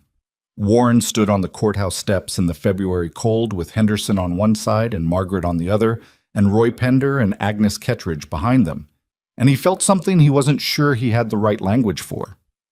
"The boundary review?" he asked Henderson. "Stays suspended pending the Attorney General's review," Henderson said. "In practical terms, with 2 referrals already going to that office, the county assessor is unlikely to push forward on a formal action that's directly connected to the pattern Judge Voss just put on the record." He paused. "It's not fully resolved. I won't tell you it is. But Harlan's room to maneuver is substantially smaller than it was 2 weeks ago." "Will the Attorney General pursue it?" Roy asked. "The Meridian pattern across 3 counties gives them something worth pursuing," Henderson said. "Whether they do is not in my hands, but the record is there." He looked at Warren. "You've done what you can do. The rest is the territory's business." Warren shook his hand. Agnes hugged Margaret, which seemed to surprise Margaret slightly, and then Agnes hugged her again as if to make the point, and Margaret let her. Roy Pender shook Warren's hand and then, unexpectedly, shook Margaret's. "You know," Roy said to her, "when Warren first wrote that advertisement, half the county thought he'd lost his mind." "I heard something like that," Margaret said. "The other half thought he was desperate," Roy said. "That's probably fair," Warren said. Roy looked between them. "They were all wrong," he said. He said it simply, without ceremony, the way he said most things, and then he put his hat on and went to get his horse. The drive back to the ranch was quiet, in the way that things are quiet after something long and heavy has been set down. The horses knew the road. The February sky had cleared to a pale, hard blue, and the snow on the hills caught the afternoon light in a way that made the landscape look not beautiful exactly. Warren was not a man who reached for that word, but like itself, clearly and completely. "It's not over," Margaret said. "No," he said. "He still owns what he owns," she said. He's still here. Yes, Warren said, but he's not here the same way. He thought about how to say it. He's been running the same play for years because nobody could see the whole board. Now everybody's seen it. Agnes, Roy, Judge Voss, the Attorney General's office. He paused. He doesn't have the advantage of invisibility anymore. People like that don't disappear, she said. They recalculate. I know, he said, but recalculating takes time. And while he's recalculating, we have work to do. She was quiet for a moment. Then she said, the East Pasture fence. We should replace the whole south run, not just the cut section. The posts are old. He almost smiled. In the spring, he said, and the smokehouse roof. Also spring. And that north wall in the cabin needs proper insulation before next winter, not hay stuffed in a gap. Margaret, she looked at him. We'll get to it, he said. She settled back on the wagon bench. I know, she said. I'm just making the list. You're always making the list, he said. Someone has to, she said. He let that stand because it was true. The ranch came into view the way it always did. Fence line first, then barn, then cabin with its stone chimney. 3 months ago, he had driven this road alone, and the ranch had looked like what it was. A place that was holding on, just barely, through the force of habit and the absence of alternatives. It looked different now. He wasn't sure he could have said precisely what had changed in the physical facts of the place. The fence was the same, the barn was the same, the cabin was the same cabin his grandfather had built, and his father had expanded and he had repaired imperfectly for 9 years. But something in the way he looked at it had shifted, the way a room looks different when it's no longer empty. He unhitched the horses and Margaret went inside, and he stayed in the barn a few minutes doing the small closing up tasks of the end of a day. And Button, the brown and white calf, 7 weeks old when she'd almost died in the December storm, 4 months old now and solidly built and inclined to follow Margaret around the barn in a way that Warren found privately entertaining, pressed her head against his arm. All right, he said to her. He scratched behind her ears. All right.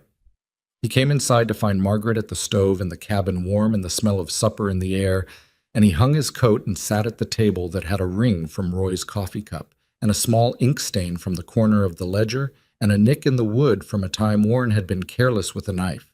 And he thought that a table with marks on it was a table that had been used, and a place that had been used was a place that was lived in. She set a plate in front of him and sat down across from him with her own. They ate. The fire worked. Outside, the February night came in cold and certain, the way Montana nights did, without apology. Thank you, he said. She looked up. For supper? For everything, he said. Since the beginning, the fence line, the records box, the file, the judge, all of it. She looked at him steadily. You gave me a place to be useful, she said. You don't thank a person for using what they have. I'm thanking the person, he said, not the usefulness. She held his gaze for a moment. Then she looked back at her plate.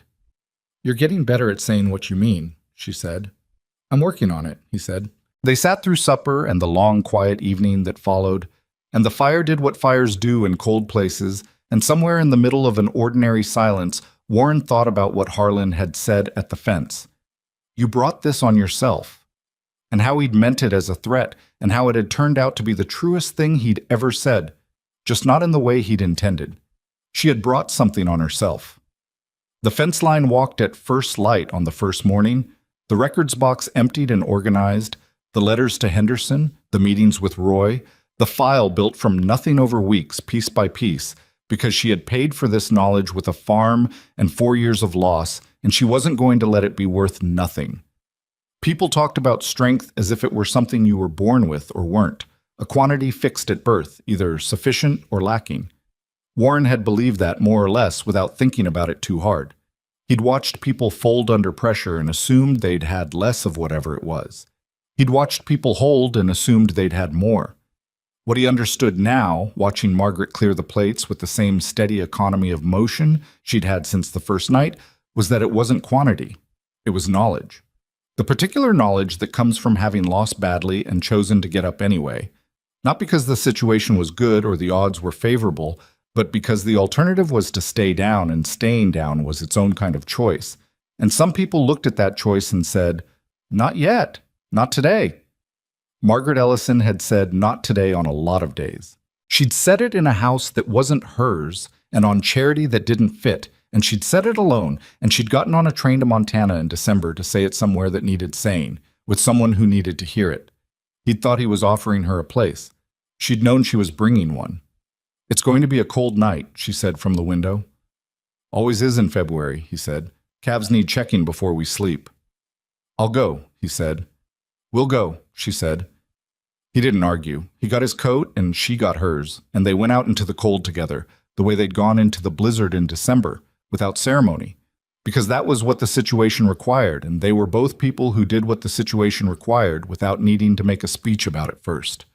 The barn was warm with animal heat and the smell of hay and the sounds of settled creatures. Button lifted her head when Margaret came in and then set it back down reassured. The horses were easy. The older calves were fine. Warren checked the water troughs and the roof bracing and the south wall gap, which was properly insulated now, done right, no hay stuffed into it as a temporary measure. "All right?" Margaret asked. "All right," he said. They latched the barn and walked back to the cabin, and the stars were hard and clear in the February dark, the kind of stars you only get in cold, clean air far from anywhere crowded. And Warren looked at them for a moment before going inside because he'd been doing that lately, just taking a moment to look at the things around him. He held the door for her. She went in. He looked at the stars a moment longer. Then he followed her and shut the door against the cold, and that was enough. That was exactly enough.